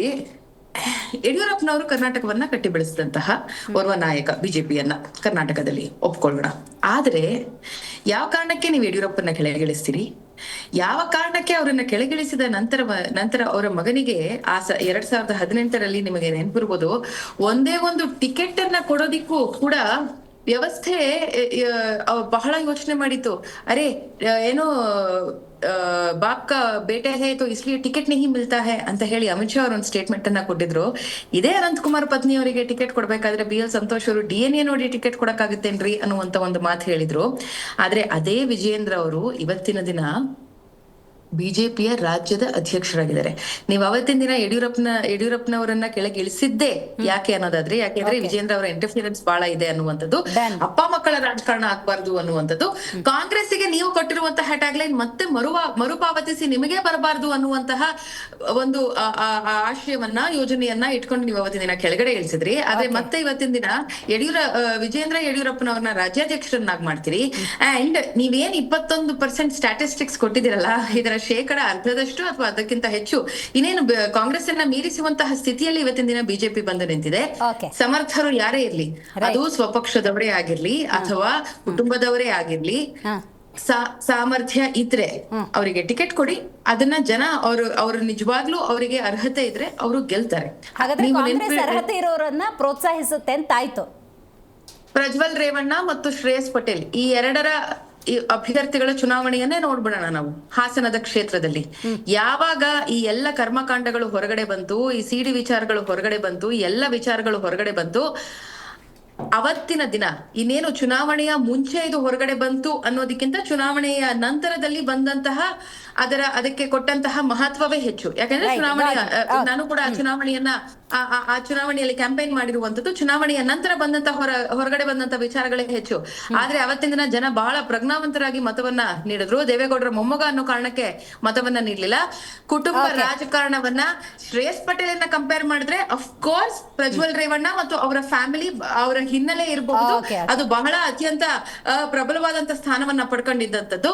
ಸೊ ಅರ್ಹತೆ ಮತ್ತು ಯೋಗ್ಯತೆ ಅಂತ ಬಂದಂತಹ ಸಂದರ್ಭದಲ್ಲಿ ಕ್ಷಣದಲ್ಲಿ ಜನ ಅವರಿಗೆ ವೋಟ್ ಹಾಕ್ತಾರೆ, ಕುಟುಂಬ ರಾಜಕಾರಣವನ್ನ ತೊರೆದು ಕೂಡ. ಆದರೆ ಕುಟುಂಬ ರಾಜಕಾರಣವನ್ನ ಎಷ್ಟರ ಮಟ್ಟಿಗೆ ನಡ್ಸ್ಕೊಂಡು ಹೋಗ್ಬೇಕು ಅನ್ನೋದನ್ನ ರಾಜಕೀಯ ಪಕ್ಷಗಳು ಮತ್ತು ಅದಕ್ಕೆ ಕುಟುಂಬ ರಾಜಕಾರಣದ ಲೇಬಲ್ ಅನ್ನ ಕಟ್ಟಿದಾರಲ್ಲ ಅಂತವ್ರು ಅದ್ರ ಬಗ್ಗೆ ಯೋಚನೆ ಮಾಡ್ಬೇಕಾಗುತ್ತೆ. ರೈಟ್, ಮಾತಾಡ್ತೀನಿ. ಉಮೇಶ್ ಅವರೇ, ನೀವು ಮಾತಾಡಬೇಕು. ಕುಟುಂಬ ರಾಜಕಾರಣ ಅನ್ನೋ ಹಣೆಪಟ್ಟಿಯನ್ನು ಕಟ್ಟಿಕೊಂಡವ್ರು ನೀವು. ನಿಮಗೆ ಪ್ರತಿ ಸಲ ಚುನಾವಣೆಯಲ್ಲಿ ಬರ್ತಾ ಇದ್ದ ಒಂದು ಸವಾಲು ನನಗೆ ಈಗಲೂ ಕೂಡ ನೆನಪಿದೆ. ಒಬ್ಬ ಸಾಮಾನ್ಯ ಕಾರ್ಯಕರ್ತನನ್ನು ಗೆಲ್ಲಿಸಿ ನೋಡೋಣ ಅಂಥೇಳಿ. ಇಂಥ ಟೀಕೆ ಟಿಪ್ಪಣಿಗಳ ನಡುವೆ ಕುಟುಂಬ ರಾಜಕಾರಣಕ್ಕೆ ಸಂಬಂಧಪಟ್ಟಂತೆ ನೀವೇನು ಹೇಳಕ್ಕೆ ಬಯಸ್ತೀರಿ? ಕುಟುಂಬ ರಾಜಕಾರಣದ ಮೂಲ ಕಾಂಗ್ರೆಸ್ ಪಕ್ಷ ಆಯಿತು. ಅದು 70-80 ವರ್ಷಗಳ ರಾಜ್ಯವನ್ನು ರಾಷ್ಟ್ರವನ್ನು ಆಳಿದೆ. ನೆಹರು ಆದಿಯಾಗಿ ಹಿಡಿದು ಇಂದಿರಾ ಗಾಂಧಿಯಾಗಿ ಹಿಡಿದು ಅವತ್ತಿನ ರಾಜೀವ್ ಗಾಂಧಿ ಇರ್ಬೋದು, ಇವತ್ತಿನ ರಾಹುಲ್ ಗಾಂಧಿ ಇರ್ಬೋದು, ಅದಕ್ಕೆ ಮುನ್ನಡೆ ಮತ್ತು ಪರಂಪರೆಯನ್ನು ಹಾಕಿಕೊಟ್ಟಂಥದ್ದು ಕಾಂಗ್ರೆಸ್ ಪಕ್ಷ. ನಮ್ಮ ಪಕ್ಷದಲ್ಲಿ ಅವ್ರು ಹೇಳ್ತಾ ಇದ್ದಾರೆ JDSನಲ್ಲಿ ಅಪ್ಪ ಮಕ್ಕಳು ಎಲ್ಲ ಕುಟುಂಬ ರಾಜಕಾರಣದಲ್ಲಿ ಇದ್ದಾರೆ ಅಂತ. ರಾಮಕೃಷ್ಣ ಹೆಗಡೆ ನಮ್ಮ ಕುಟುಂಬದವರ, ಆಮೇಲೆ ನಮ್ಮ SR ಬೊಮ್ಮಾಯಿ ಇದ್ದರು, ಸಿದ್ದರಾಮಯ್ಯವರು ಅಲ್ಲಿಂದಲೇ ಬಂದಿದ್ದು, JH ಪಟೇಲ್ರಿದ್ದರು. ಇಂಥ ಮಹಾನ್ ನಾಯಕರನ್ನು ಕೊಟ್ಟಂಥ ಪಾರ್ಟಿ ನಮ್ಮದು JDS ಪಾರ್ಟಿ. ನಮ್ಮಲ್ಲಿ ಕುಟುಂಬ ರಾಜಕಾರಣ ಅಂತ ಆ ಥರ ಏನಿಲ್ಲ. ಅದು ಅನಿವಾರ್ಯ. ಪಕ್ಷ ಗಂಡಾಂತರ ಸಿಗ್ತಾ ಸಂದರ್ಭದಲ್ಲಿಲ್ಲ. ಉದಾಹರಣೆ ನಮ್ಮದು ಪ್ರಾದೇಶಿಕ ಪಕ್ಷ. ನಮ್ಮ ಪಕ್ಷವನ್ನು ಏನಾರು ಮಾಡಿ ಈ ರಾಜ್ಯದಲ್ಲಿ ಇರಬಾರ್ದು ಅಂತ ಹೇಳಿ ಅನೇಕ ಬಾರಿ ತಾವೆಲ್ಲ ನೋಡಿದ್ದೀರ. ಹಿಂದೆ ಜನತಾ ಪಕ್ಷ ಇತ್ತು, ಜನತಾದಳ ಇತ್ತು. ಜನತಾದಳ ಆದಮೇಲೆ JDU ಮತ್ತು JDS ಆಯಿತು. ಅನಿವಾರ್ಯವಾಗಿ ಇದು ರೈತರ ಪಕ್ಷ ಆದ್ದರಿಂದ ಈ ಪಕ್ಷದ ಅಸ್ತಿತ್ವಕ್ಕೋಸ್ಕರವಾಗಿ ಅನೇಕ ಸಂದರ್ಭದಲ್ಲಿ ನಮ್ಮ ನಾಯಕರಾದಂಥ ದೇವೇಗೌಡ ಇರ್ಬೋದು, ಕುಮಾರಣ್ಣ ಇರ್ಬೋದು, ಅವ್ರ ಸುಪುತ್ರ ಇರ್ಬೋದು, ಅಥವಾ ರೇವಣ್ಣ ಇರ್ಬೋದು, ಅಥವಾ ಅವ್ರ ಕುಟುಂಬದಲ್ಲಿ ಯಾರೇ ಅಲ್ಲ, ಅನಿವಾರ್ಯವಾಗಿ ಅಲ್ಲಿ ಪಕ್ಷದ ಕಾರ್ಯಕರ್ತರು ಇದಕ್ಕೋಸ್ಕರವಾಗಿ ಇವತ್ತು ರಾಷ್ಟ್ರೀಯ ಪಕ್ಷಗಳ ಜೊತೆ ಸೆಣಸಬೇಕು, ನಮ್ಮ ಅಸ್ತಿತ್ವ ಉಳಿಸ್ಕೊಳ್ಳೋದಕ್ಕೋಸ್ಕರವಾಗಿ ಅನಿವಾರ್ಯವಾಗಿ ನಾವು ಅಲ್ಲಿ ಮಾಡಿದೀವಿ ಹೊರತು. ಜೊತೆಗೆ ನಮ್ಮ ಜೊತೆ 59 ಶಾಸಕರು ಇರಲಿಲ್ವಾ 2006ರಲ್ಲಿ? ಆಮೇಲೆ 40 ಜನ ಆಗ್ಲಿಲ್ವಾ? ಆಮೇಲೆ 20 ಜನ ಆಗ್ಲಿಲ್ವಾ? ಈಗ 10 ಜನ ಡೌನ್ ಆಯ್ತು ಗೊತ್ತಾ? ಇದೇ ಕುಟುಂಬ ಅಲ್ಲ, ಇರಬಹುದು, ಇಲ್ಲ ಅಂತಲ್ಲ. ಆದ್ರೆ ಅನಿವಾರ್ಯ ಕಾರಣಕ್ಕೋಸ್ಕರವಾಗಿ ನಾವು ಮಾಡಿದ್ದೀವಿ. ಇವರು ಕಾರಣಾಂತರದಿಂದ ಪಕ್ಷ ಬಿಟ್ಟು ಹೋದದಕ್ಕೆ ನಾವು ಹೊಣೆ ಅಲ್ಲ ಅಲ್ಲಿ. ಹಾಗಾಗಿ ಅಲ್ಲ, ನಾನೇನು ಹೇಳೋದು ಅಂದ್ರೆ, ವಿಶೇಷವಾಗಿ ಪ್ರಾದೇಶಿಕ ಪಕ್ಷ ನೀವೇನಾದರೂ ನಿಂತುಕೊಂಡ್ರೆ ಕರ್ನಾಟಕವನ್ನು ಇನ್ನೂ ದೊಡ್ಡ ಮಟ್ಟಕ್ಕೆ ತಗೊಂಡು ಹೋಗ್ಬೋದು. ಆ ನಿಟ್ಟಿನಲ್ಲಿ ನಿಮ್ಮ ಕುಟುಂಬದ ಸೇವೆ ಅಂತಾನೆ ನಾನು ಕನ್ಸಿಡರ್ ಮಾಡ್ತೀನಿ. ಆದರೆ ಹೆಂಗೆ ಸೇವೆ ಮಾಡ್ಬೋದಾಗಿತ್ತು ಅಂದರೆ, ಇದೇ ದೇವೇಗೌಡರು, ಅವ್ರ ಹಿರಿಯರು ಅವ್ರಿಗೆ ಗೌರವವನ್ನು ನೀಡ್ತಾ, ಇದೇ ಕುಮಾರಸ್ವಾಮಿ ಅವರು, ಇದೇ ರೇವಣ್ಣವರು ಒಬ್ಬ ಸಾಮಾನ್ಯ ಕಾರ್ಯಕರ್ತನನ್ನು ನಿಲ್ಲಿಸಿ ಅವ್ರು ಇನ್ನೇನು ನಿಂತ್ಕೊಂಡಿದ್ರೆ ಇವತ್ತು ನಿಮ್ಮ ಇಲ್ಲಿ ಏನಾಗಿದೆ JDS ನ ಅಷ್ಟು ಕಾರ್ಯಕರ್ತರು ವಿಜೃಂಭಿಸೋರು 224 ಕ್ಷೇತ್ರದಲ್ಲೂ ನೀವೇ ಇರ್ತಿದ್ರು ಪ್ರಾದೇಶಿಕ ಪಕ್ಷವಾಗಿ. ತಮಿಳುನಾಡಲ್ಲಿ ಇವತ್ತು ನೋಡಿ ಎಷ್ಟರ ಮಟ್ಟಿಗೆ ಪ್ರಾದೇಶಿಕತೆ ಅನ್ನೋದಿದೆ, ಅದು ಕರ್ನಾಟಕದಲ್ಲಿ ಇರ್ತಿತ್ತು. ಇವತ್ತು ರಾಷ್ಟ್ರೀಯ ಪಕ್ಷಗಳಿಗೆ ಅಡ ಇಟ್ಬಿಟ್ಟಿದೆ. ದಯಮಾಡಿ ಕ್ಷಮಿಸಿ, ಆ ಥರ ಹೋಗಿದ್ರೆ ನಾವು ಯಾವುದೋ ಸಂದರ್ಭದಲ್ಲಿ ಈಗ ನಮ್ಮ ಮಾಜಿ ಪ್ರಧಾನಿ ದೇವೇಗೌಡರು ಯಾವಾಗ ರಾಜೀನಾಮೆ ಕೊಟ್ಬಿಟ್ಟು ಬಂದ್ರು 96ರಲ್ಲಿ, ಏನಕ್ಕೆ ಅಡ ಇಟ್ಟಿದ್ರೆ ಒಂದ್ ವೇಳೆ ಆಗಿದ್ರೆ ಬೇಡಪ್ಪ ನಿಮ್ ಸವಾಸನೆ ಬೇಡ ಅಂತ ಹೇಳಿ ಬಂದ್ರು. ಅವರ ನೀತಿ ನಿಲುವುಗಳಿಗೆ ನಾವು ಒಪ್ಕೊಳ್ಳಿಲ್ಲ. ಅದಾದ್ಮೇಲೆ ಬಿಜೆಪಿ ಜೊತೆ ಮೈತ್ರಿ ಮಾಡ್ಕೊಂಡು 2006ರಲ್ಲಿ ಅವ್ರಿಗೇನು ಅಧಿಕಾರ ಕೊಡ್ಲಿಲ್ಲ ಅಂತ ಹೇಳಿ, ಹಸ್ತಾಂತರ ಮಾಡಲಿಲ್ಲ ಅಂತ ಹೇಳಿ ನಮ್ಮೇಲೆ ಗೂಬೆ ಕೂರಿಸಿ ನಮ್ಮನ್ನ ಬೇರೆ ತರ ಪ್ರಚಾರ ಮಾಡಿದ್ರು. ಅದಾದ್ಮೇಲೆ 18ರಲ್ಲಿ ಮತ್ತೆ 2020 ಸರ್ಕಾರ ಮಾಡಿದ ಸುಳ್ಳ ಅಲ್ಲ, ಮಾಡಿದ್ ನಿಜ, ಆದ್ರೆ ಕಾರಣ ಇದೆ, ಅದಕ್ಕೆ ಬೇರೆ ಕಾರಣ ಇದೆ. ನೆಕ್ಸ್ಟ್ 2018ರಲ್ಲಿ ಬಂದ್ವಿ. 18ರಲ್ಲಿ ಏನ್ ಮಾಡಿದ್ರು ಇವರು, ನಮ್ಮ ಸರ್ಕಾರನ ಮಾಡ್ಲಿಕ್ಕೆ ಬಿಡ್ಲಿಲ್ಲ. ನಾವು ಜಾತ್ಯತೀತ ಆಗ್ಬಿಡೋಣ ಅಂತ ಹೇಳಿ ಕಾಂಗ್ರೆಸ್ನವ್ರು ಬಂದು ನಮ್ಮ ಮನೆ ಬಾಗಿಲು ನಿಂತಿದ್ರು. ನಾವು ಅವ್ರ ಮನೆ ಬಾಗಿಲಿಗೆ ಹೋಗಿದ್ದೀವಿ, ಬಹುಶಃ ನೋಡಿದ್ವಿ. ಆದ್ರೆ ನಮ್ಮ ಜೊತೆ ಉದಾಹರಣೆ ನಾನೇ ಮೇಡಮ್ ವಕ್ತಾರ ಇರ್ಬೋದು, ನನಗೆ ಯಾವುದೇ ರಾಜಕೀಯ ಹಿನ್ನೆಲೆ ಇಲ್ಲ. ನಾನೊಂದು ಗ್ರಾಮ ಪಂಚಾಯತಿಯ ಸದಸ್ಯನಾಗಿ, ಉಪಾಧ್ಯಕ್ಷನಾಗಿ, ಇವತ್ತು ಪ್ರೆಸಿಡೆಂಟ್ ಅಧ್ಯಕ್ಷ, ನಾನು ನಾಗಮಂಗಲ ತಾಲೂಕು ಲಾಳಿಂಕೆರೆ ಗ್ರಾಮ ಪಂಚಾಯತಿ ಅಧ್ಯಕ್ಷನಾಗಿರೋಕ್ಕೆ ಈ ಒಂದು ಸಾಮಾನ್ಯವಾಗಿರುವಂಥ ಪ್ರಾದೇಶಿಕ ಪಕ್ಷ ಕಾರಣ, JDS ಪಕ್ಷ ಕಾರಣ ಅಂತ ಹೇಳ್ತೀನಿ. ಇದು ಕುಟುಂಬ ರಾಜಕಾರಣಕ್ಕೆ ಹೊರತಾಗಿದೆ ಅಂತ ಹೇಳ್ತೀನಿ. ಆತ್ಮಾನಂದ್ ಅವರು ಹೇಳಬೇಕು. ಇವತ್ತಿಗೂ ಕೂಡ ಈ ಕುಟುಂಬ ಕುಟುಂಬ ರಾಜಕಾರಣದ ಸಮಸ್ಯೆಯನ್ನ ಬಾಣಗಳನ್ನು ಇನ್ನೂ ಕೂಡ ಎದುರಿಸ್ತಾ ಇದ್ದಾರೆ ಬಿಜೆಪಿಯಲ್ಲಿ. ವಿಜಯೇಂದ್ರ ಅವರ ನಾಯಕತ್ವವನ್ನು ಈ ಕ್ಷಣಕ್ಕೂ ಕೂಡ ಆ ಕುಟುಂಬ ರಾಜಕಾರಣನ ಏಕೈಕ ಕಾರಣಕ್ಕೆ ಒಪ್ಕೊಳ್ತಿಲ್ಲ ಆತ್ಮಾನಂದ್ ಅವರೇ. ನೋಡಿ, ಇಬ್ರು ಪಕ್ಷದ ವಕ್ತಾರಗಳು ಮಾತಾಡಿದ್ದಾರೆ. ಕಾಂಗ್ರೆಸ್ ಇದಕ್ಕೆ ಕುಟುಂಬ ರಾಜಕಾರಣ ಅಂದ್ರೆ ಕಾಂಗ್ರೆಸ್ ಅನ್ನುವಂಥದ್ದು ಎಲ್ಲರಿಗೂ ಗೊತ್ತಿದೆ. ಏನಂದ್ರೆ ಏನು ಕಾಂಗ್ರೆಸ್ಗೆ ತುಂಬಾ ಇತಿಹಾಸ ಇದೆ. 1885ರಲ್ಲಿ ಉಮೇಶ್ ಚಂದ್ರ ಜಾಧವ್ ಅವರು, ಬ್ಯಾನರ್ಜಿ ಅವರು ಆ ರಾಷ್ಟ್ರೀಯ ಪಕ್ಷದ ಅಧ್ಯಕ್ಷರಾಗಿದ್ದರು. ಸ್ವತಂತ್ರದ ಬರುವಂಥದ್ದು ಸಮಯದಲ್ಲಿ 1947ರಲ್ಲಿ JB ಕೃಪಲಾನಿ ಅವರು ಅಧ್ಯಕ್ಷರಾಗಿದ್ದರು. ಸ್ವಾತಂತ್ರ್ಯದ ನಂತರ ನೀವು ಆ ಪಕ್ಷದ ನಡವಳಿಕೆಯನ್ನ ಕಾಂಗ್ರೆಸ್ ಯಾವುದು ಅಂತ ನಾವು ನೋಡಬೇಕಾಗಿದೆ. ನೆಹರು ಪ್ರಧಾನಿಯಾದರು, ಆನಂತರ ಇಂದಿರಾ ಗಾಂಧಿ ಅವರಾದರು. ಇಂದಿರಾ ಗಾಂಧಿ ಅವರು ಪ್ರಧಾನಮಂತ್ರಿ ಆದಮೇಲೆ ರಾಜೀವ್ ಗಾಂಧಿ ಅವರಾದರು.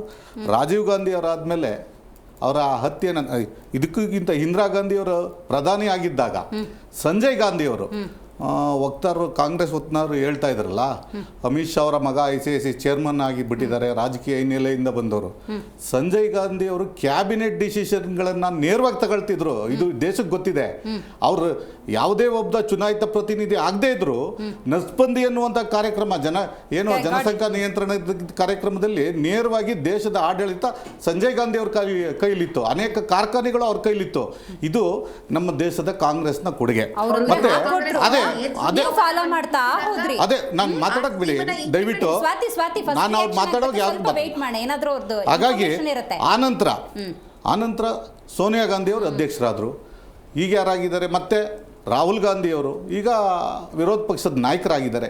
ಇದು ಕುಟುಂಬನೇ. ನಾನು ಹೇಳ್ತಾ ಇರೋದು ನೆಹರು ಅಂತ ಹಿಡಿದು ಇವತ್ತಿನ ಪ್ರಿಯಾಂಕಾ ಗಾಂಧಿ ಮತ್ತು ರಾಹುಲ್ ಗಾಂಧಿವರೆಗೂ ಹೇಳ್ತಾ ಇರೋದು ಕುಟುಂಬ ರಾಜಕಾರಣನೇ ಇದೆ.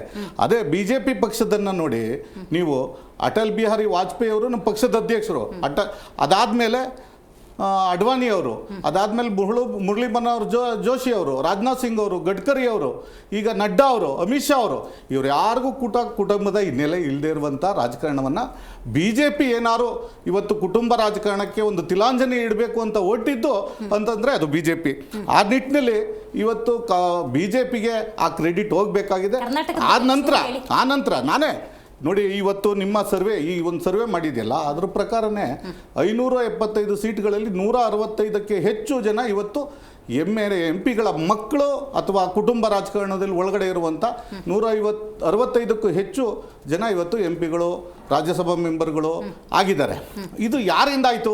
ಮತದಾರರದ್ದು ಕೂಡ ಇಲ್ಲಿ ನಮಗೆ ವಿನ್ನಿಂಗ್ ಎಬಿಲಿಟಿ ಬೇಕು, ನಮ್ಮ ಕ್ಷೇತ್ರಕ್ಕೆ ಏನಾರು ಆಗಬೇಕು ಅಂದರೆ MLA ಮಗನೇ ಬೇಕು, MP ಮಗನೇ ಬೇಕು ಅನ್ನುವಂಥದ್ದು ಎಲ್ಲೋ ಇತ್ತೀಚಿನ ರಾಜಕಾರಣದಲ್ಲಿ ಮತದಾನದ ವ್ಯವಸ್ಥೆಯಲ್ಲಿ ಒಂದು ಏರುಪೇರು ಆಗಿರೋದ್ರಿಂದನೇ ಈ ವ್ಯವಸ್ಥೆ ಹೋಗಬೇಕು. ಅದಕ್ಕೆ ಏನಾದ್ರು ಕೆಲಸ ಮಾಡ್ತಾ ಇದೆ ಅಂದರೆ ಯಡಿಯೂರಪ್ಪನವ್ರ ಮಗನ್ನ ನೀವು ಇವತ್ತು ಉಲ್ಲೇಖ ಮಾಡ್ತಾ ಇದ್ದೀರಾ. ಯಡಿಯೂರಪ್ಪನವ್ರ ಮಗನ್ನ ನೇರವಾಗಿ ನಾವು ರಾಜಕಾರಣಕ್ಕೆ ತಂದಿದ್ದಲ್ಲ. ಅವತ್ತು ಕೂಡ ಅವರನ್ನು ಅಧ್ಯಕ್ಷರು ಇಲ್ಲದೆ ಇದ್ದಾಗ, ಅವ್ರ ರಾಜಕಾರಣದ ಹಂಚಿಗೆ ಬಂದಾಗ ಅವರನ್ನು ಅಧ್ಯಕ್ಷರು ಮಾಡಿದ್ದೀವಿ. ಅದಾದಮೇಲೆ ಪಕ್ಷದಲ್ಲಿ ನಿರಂತರವಾಗಿ ಕೆಲಸ ಮಾಡಿದ್ದಾರೆ. ಇವತ್ತು ಜನ ರಾಘವೇಂದ್ರ ಅವರನ್ನ 4 ಬಾರಿ 5 ಬಾರಿ ಗೆಲ್ಲಿಸ್ತಾರೆ ಅಂತಂದರೆ ಅವರು ಯಡಿಯೂರಪ್ಪನವ್ರ ಮಗ ಅನ್ನೋ ಕಾರಣಕ್ಕೋಸ್ಕರ ಗೆಲ್ತಾ ಇರೋದಲ್ಲ. ಅದು ಕಾಂಗ್ರೆಸ್ಗೊಂದಿತ್ತು, ಯಾರಾದರೂ ಸರಿ ಇಂದಿರಾ ಗಾಂಧಿ ಅವರ ಹೆಸರಲ್ಲಿ ಗೆದ್ಬಿಡ್ಬೋದಾಗಿತ್ತು. ಆ ಥರದ್ದಲ್ಲ ಇದು. ಕಾರ್ಯಕರ್ತರನ್ನ ಚುನಾವಣೆ ನೋಡಿದ್ರೆ ಇಲ್ಲೇ ನಿಮ್ಮ ಕ್ಯಾಂಡಿಡೇಟ್ಗಳೇ ಹೇಳ್ತಾರೆ ಅಭ್ಯರ್ಥಿ, ನಮ್ಮನ್ನ ನೋಡ್ಬೇಡಿ, ಮೋದಿ ಅವ್ರನ್ನ ನೋಡಿ, ಅವ್ರ ಮುಖ ನೋಡಿ. ಅಲ್ಲ, ಮೋದಿ ಅವ್ರು ನೋಡಿ ಅಂತಂದ್ರೂ ಒಂದು ನಿಮಿಷ, ನಿಮ್ಮ ಪ್ರಶ್ನೆಗೆ ನಾನು ಹೇಳ್ಬಿಡ್ತೀನಿ. ಮೋದಿ ಅವ್ರು ನೋಡಿ ಅಂದ್ರೂ ಕೂಡ ನಮಗೆ ಮೋದಿ ಅವ್ರು ನೋಡ್ಬಿಟ್ಟೆ ಏನು ಒಟ್ಟು ಕಾಡ್ಬಿಡೋದಿಲ್ಲ. ಇಲ್ಲಿನ ಕೆಲಸ ಕಾರ್ಯಗಳನ್ನ ನೋಡಿ, ವ್ಯಕ್ತಿಯನ್ನ ನೋಡಿ ಪಕ್ಷ ಗೆಲ್ಲಿಸುವಂಥದ್ದಿದೆ. ಹಾಗಾಗಿ ಆದ್ರೆ ಕುಟುಂಬ ರಾಜಕಾರಣ ಮಾಡ್ತಾ ಇರೋದು ಕಾಂಗ್ರೆಸ್ಸೇ ಹೊರತು ಬಿಜೆಪಿ ಅಲ್ಲ ಅನ್ನೋದನ್ನ ನಾವು ಹೇಳಲೇಬೇಕಾಗಿದೆ.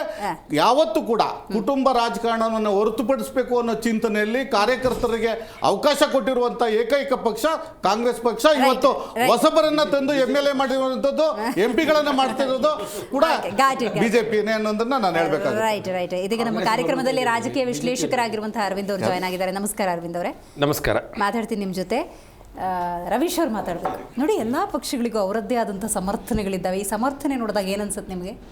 ಮೇಡಮ್, ಮೊದಲನೇದಾಗಿ ಏನು ಹೇಳ್ಬೇಕಂದ್ರೆ, ಈ ಕುಟುಂಬ ರಾಜಕಾರಣ ಅಥವಾ ವಂಶ ಪಾರಂಪರೆ ಅನ್ನೋದೇನಿದೆಯಲ್ಲ, ಇದು ಈ ಮಣ್ಣಿಗೆ ಅಂಟ್ಕೊಂಡಿರೋ ಒಂದು ದಾರಿದ್ರ್ಯ ಮೊದಲನೇದಾಗಿ. ಎರಡನೇದೇನಂದರೆ, ಈ ವಂಶ ರಾಜಕಾರಣ, ಕುಟುಂಬ ರಾಜಕಾರಣ, ವಂಶ ಪಾರಂಪರೆ ಏನಿದೆಯಲ್ಲ, ಇದಕ್ಕೆ ಪಿತಾಮಹನೇ ಕಾಂಗ್ರೆಸ್. ಸತ್ಯ. ಅದನ್ನು ಏನಂದರೆ, ಹಿರಿಯ ಕಂಚಾಳಿ ಮನ್ಮಕ್ಳಲ್ಲ ಅಂತ ಎಲ್ಲ ಪಕ್ಷವರು ಅದನ್ನು ಅನುಸರಿಸ್ಕೊಂಡು ಬರ್ತಾ ಇದ್ದಾರೆ. ಅವರು ಅದನ್ನು ಅತಿಯಾಗಿ ಮಾಡಿದ್ರು. ಬೇರೆ ಬೇರೆ ಪಕ್ಷರು ಅವ್ರ ಅನುಕೂಲಕ್ಕೆ ತಕ್ಕನಂಗೆ ಅವ್ರನ್ನ ಜಾಸ್ತಿ ಅದನ್ನು ಬಳಕೆ ಮಾಡ್ಕೊಂಡು ಅವ್ರವ್ರಿಗೆ ಆಯಾಕಟ್ಟು ಪ್ರದೇಶಗಳು ಅವ್ರವ್ರ ಕಡೆಯವ್ರನ್ನ ಗೆಲ್ಲಿಸ್ಕೊಂಡು ಬರೋಕ್ಕೆ ಎಷ್ಟು ಪ್ರಯತ್ನ ಮಾಡಬೇಕು ಅಷ್ಟು ಪ್ರಯತ್ನ ಮಾಡಿದ್ದಾರೆ. 1-2-3 ಪಕ್ಷಗಳನ್ನು ಬಿಟ್ಟರೆ ಭಾರತದಲ್ಲಿರೋ ಎಲ್ಲ ಪಕ್ಷಗಳು ವಂಶ ಪಾರಂಪರ್ಯವಾಗೇ ಇದೆ.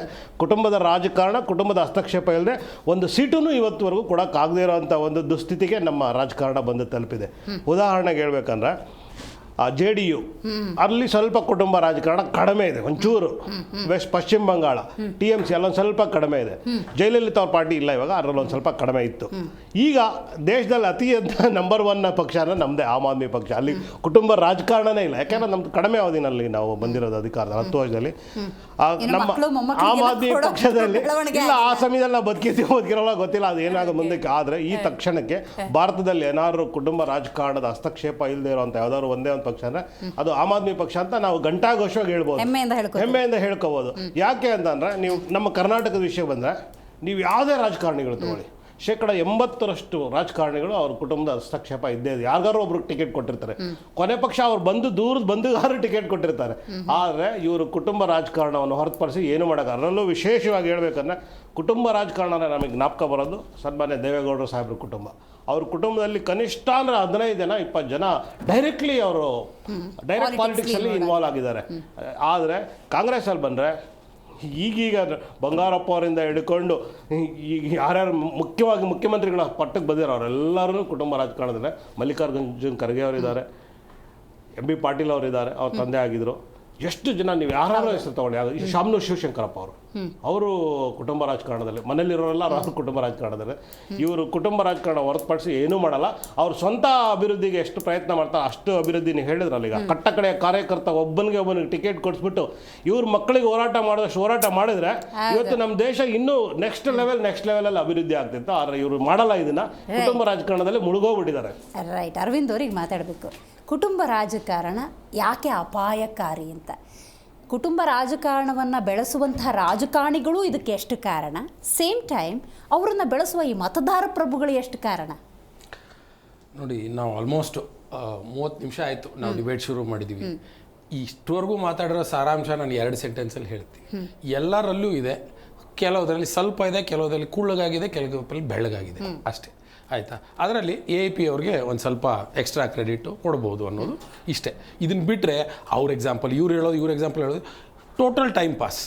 ಈ ರೀತಿ ಮಾತಾಡ್ಬಾರ್ದು. ನಮಗೆ ಅದರಿಂದ ಏನು ದೌರ್ಬಲ್ಯ, ಅದರಿಂದ ನಾವು ಹೇಗೆ ಹೊರಗೆ ಬರ್ಬೇಕು ಅನ್ಕೊಂಡಿದೀವಿ, ಆಲ್ರೆಡಿ ಮಾಡ್ತಾ ಇರೋರು ಅದರಿಂದ ಹೇಗೆ ಹೊರಗೆ ಬರ್ತಾ ಇದೀವಿ ಅನ್ನೋಂಥ ವಿಚಾರಗಳನ್ನ ಮಾತಾಡಬೇಕಾಗಿತ್ತು. ಅದರಿಂದ ಹೊರಗಡೆ ಬರಬೇಕು ಅಂತ ಅನ್ಕೊಂಡಿದ್ದಾರಾ?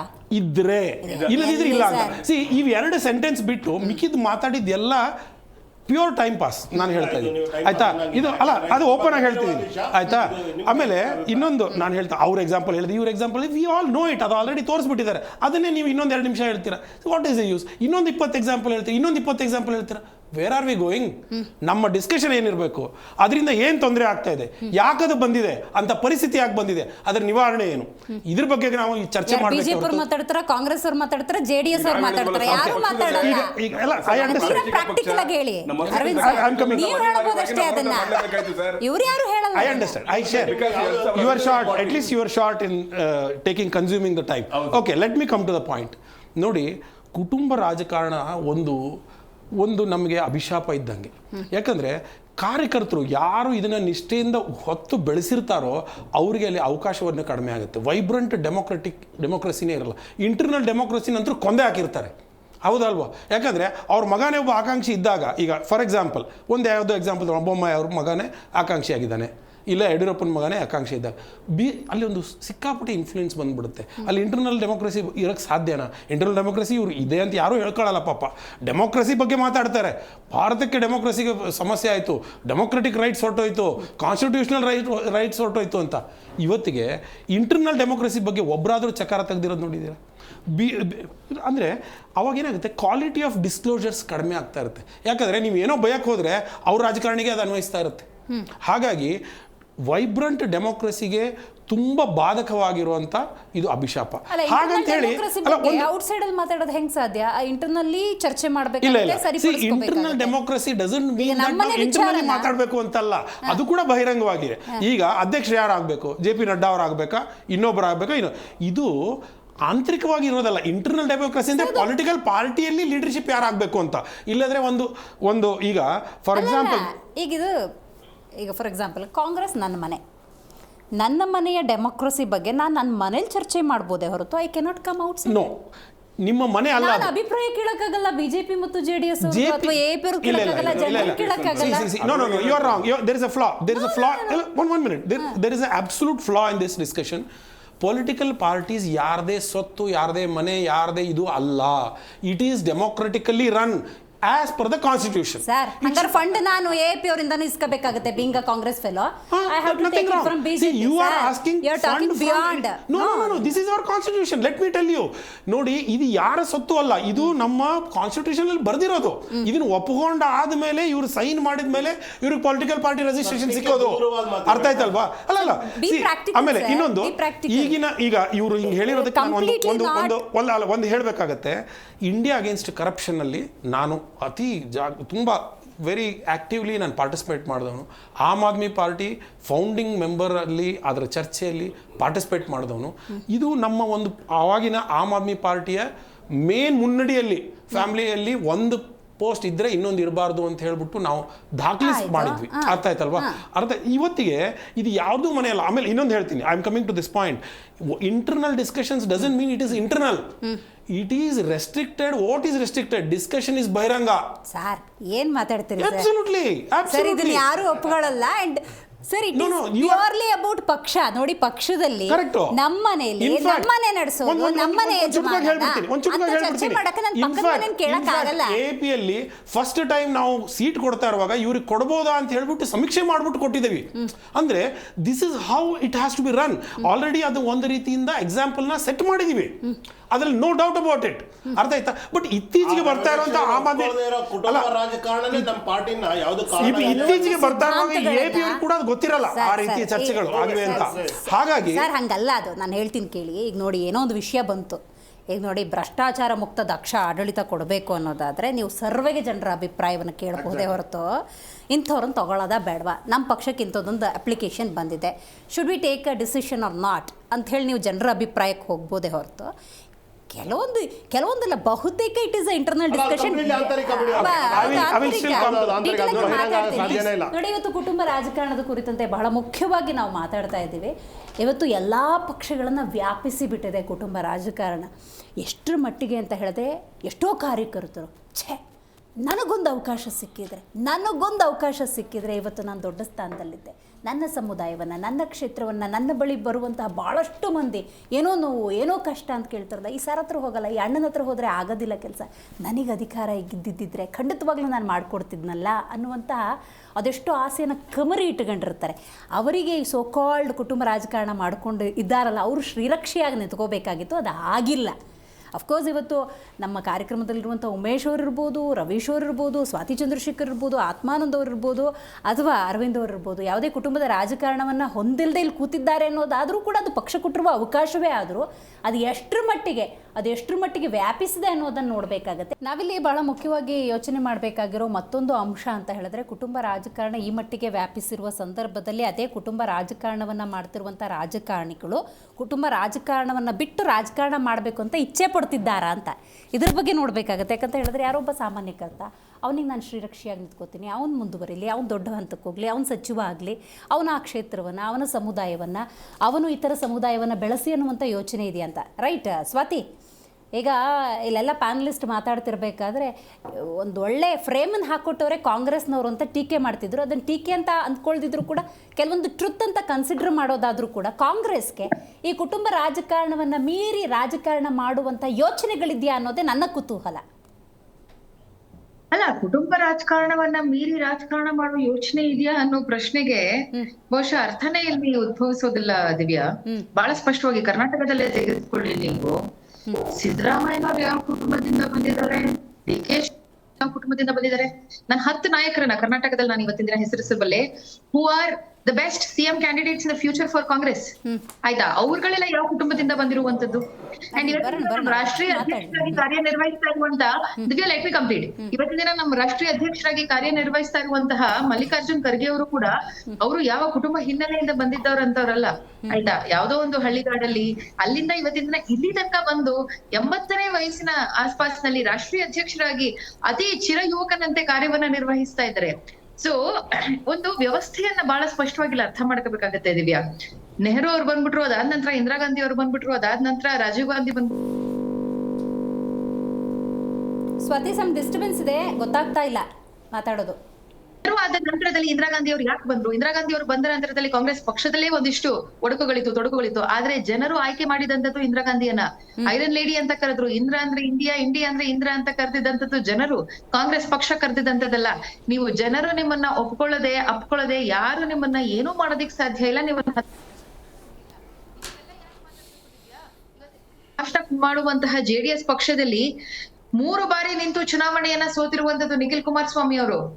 ಜನರು ದೇವೇಗೌಡರನ್ನ ಒಪ್ಕೊಂಡ್ರು. ದೇವೇಗೌಡರ ಬಗ್ಗೆ ನನಗೆ ಪರ್ಸನಲಿ ಅಪಾರವಾದ ಗೌರವ ಇದೆ. ಈ ರಾಜ್ಯದ ಮಣ್ಣಿನ ಮಗ ಅವರು, ಈ ರಾಜ್ಯಕ್ಕೆ ಮಾಡಿರುವಂತಹ ತ್ಯಾಗ, ರಾಜಕೀಯವಾಗಿ ಅವರು ಕೊಟ್ಟಿರುವಂತಹ ಕೊಡುಗೆ ಮತ್ತು ಅಭಿವೃದ್ಧಿ ಪದದಲ್ಲೂ ಕೂಡ ಕರ್ನಾಟಕವನ್ನ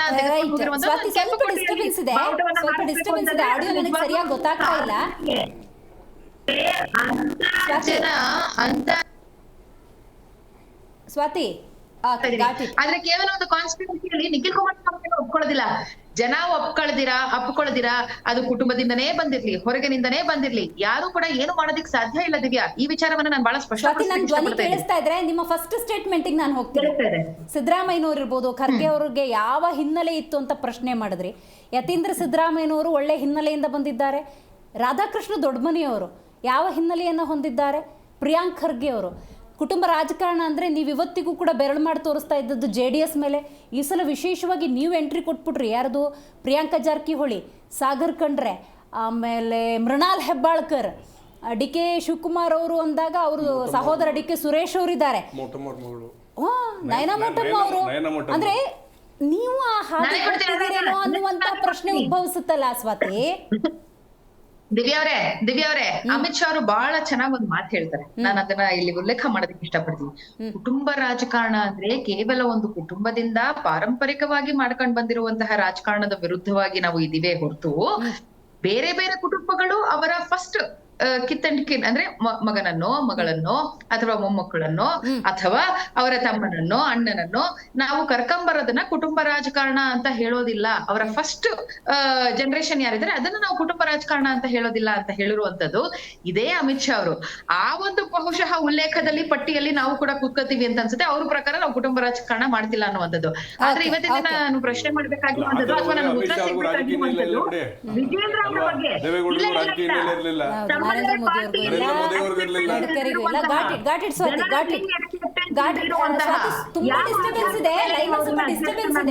ಮೇಡಮ್ ಈಗ ಪ್ರಸ್ತುತವಾಗಿ ಹೇಳಿ ಮೇಡಮ್, ಮುಂದಿನ ಪೀಳಿಗೆ ರಾಜಕಾರಣದ ಬಗ್ಗೆ ಮಾತಾಡಿ. ಸ್ವಾತಿ ಹೇಳಿದ ಒಂದು ಸೆಂಟೆನ್ಸ್ ಟ್ರಿಗರ್ ಆಗ್ತಿದೆ, ಯಾಕಂದ್ರೆ ಅದು JDS ಬಗ್ಗೆ ಉಲ್ಲೇಖ ಮಾಡಿದ್ದು.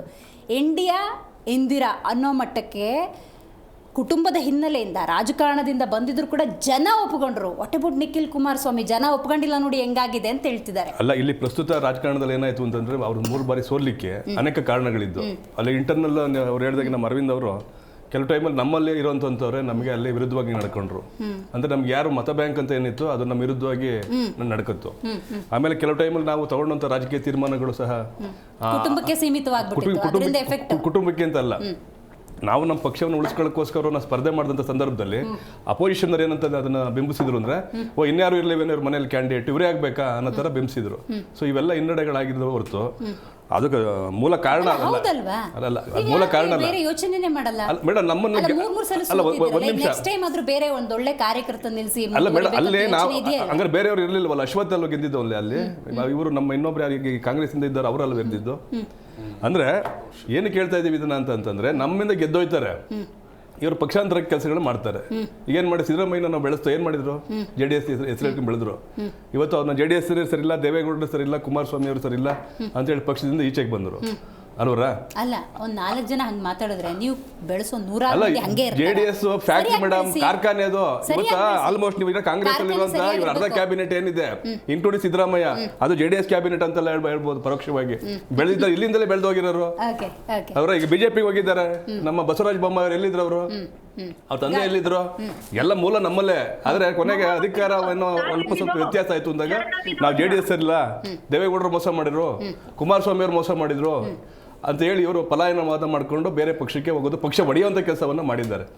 ಆದ್ರೂ ಸಹ ಪಕ್ಷ, ನಮ್ಮ JDS ಪಕ್ಷ ಇನ್ನು ಸುಭದ್ರವಾಗಿ ಸಾಮಾನ್ಯ ಕಾರ್ಯಕರ್ತರಿಗೂ ಆದ್ಯತೆ ಕೊಡ್ತಾ ಇದೆ ಅಂತ ನಾನು ಈ ಬಾರಿ ಹೇಳ್ತೀನಿ. ಯೋಚನೆ ಇದೆಯಾ ಈ ಕುಟುಂಬ ರಾಜಕಾರಣ ಅನ್ನೋ ಹಣೆಪಟ್ಟಿ ಕಟ್ಕೊಂಡಿದ್ರಲ್ಲ, ಅದನ್ನು ಮೀರಿದ ರಾಜಕಾರಣ ಬೇಕು ಅಂತ?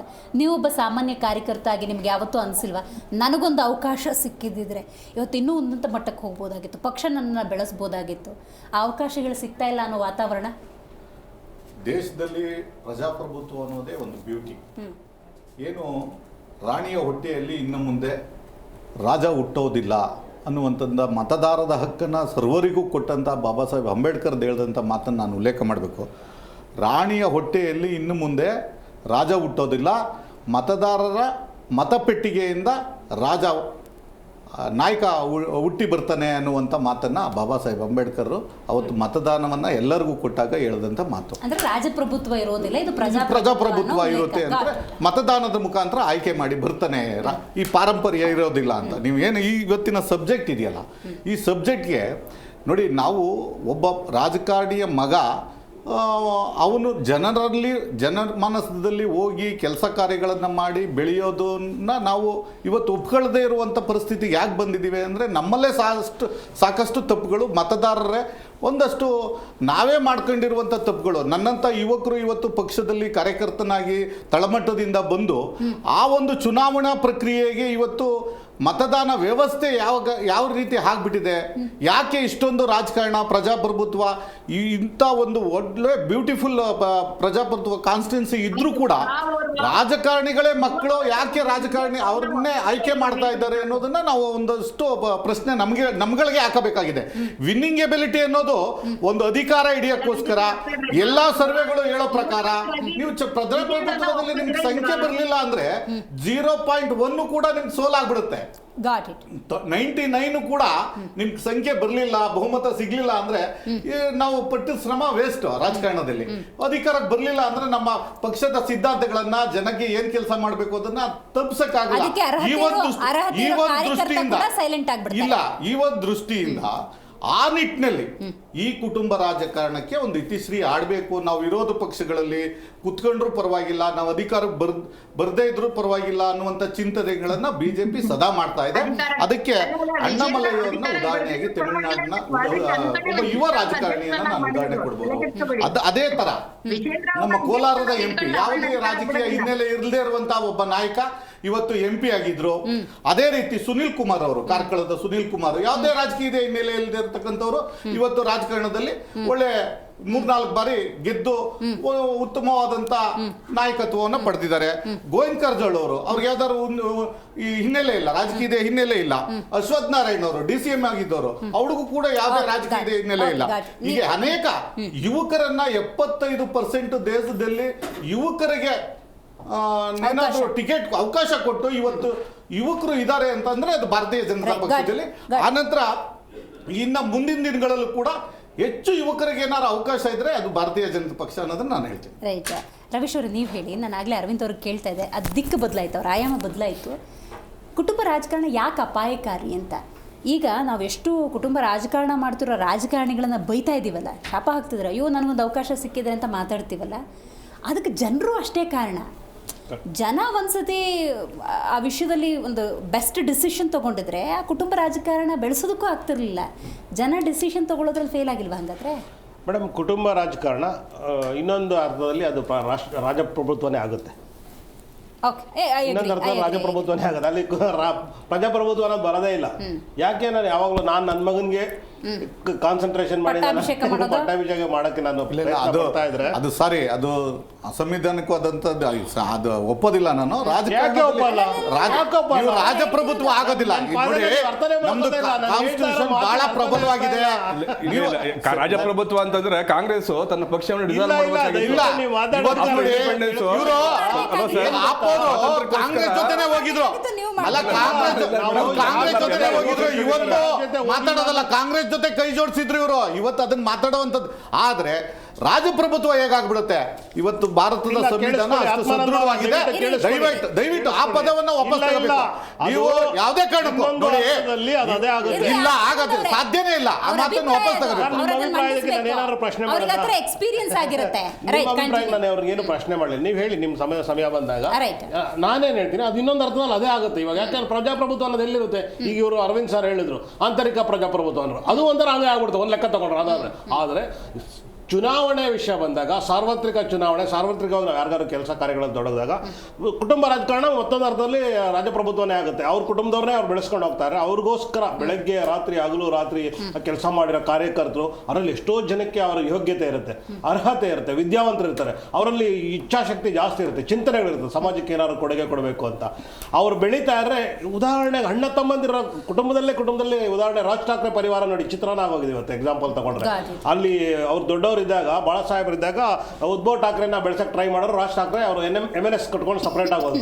ಅಲ್ಲಿ ಇವತ್ತು ಅವ್ರ ಅಸ್ತಿತ್ವನೇ ಕಡಿಮೆ ಆಗಿದೆ. ಒಂದು ಕಾಲದಲ್ಲಿ ಅವ್ರ ಅಸ್ತಿತ್ವ ಎಷ್ಟು ಚೆನ್ನಾಗಿತ್ತು.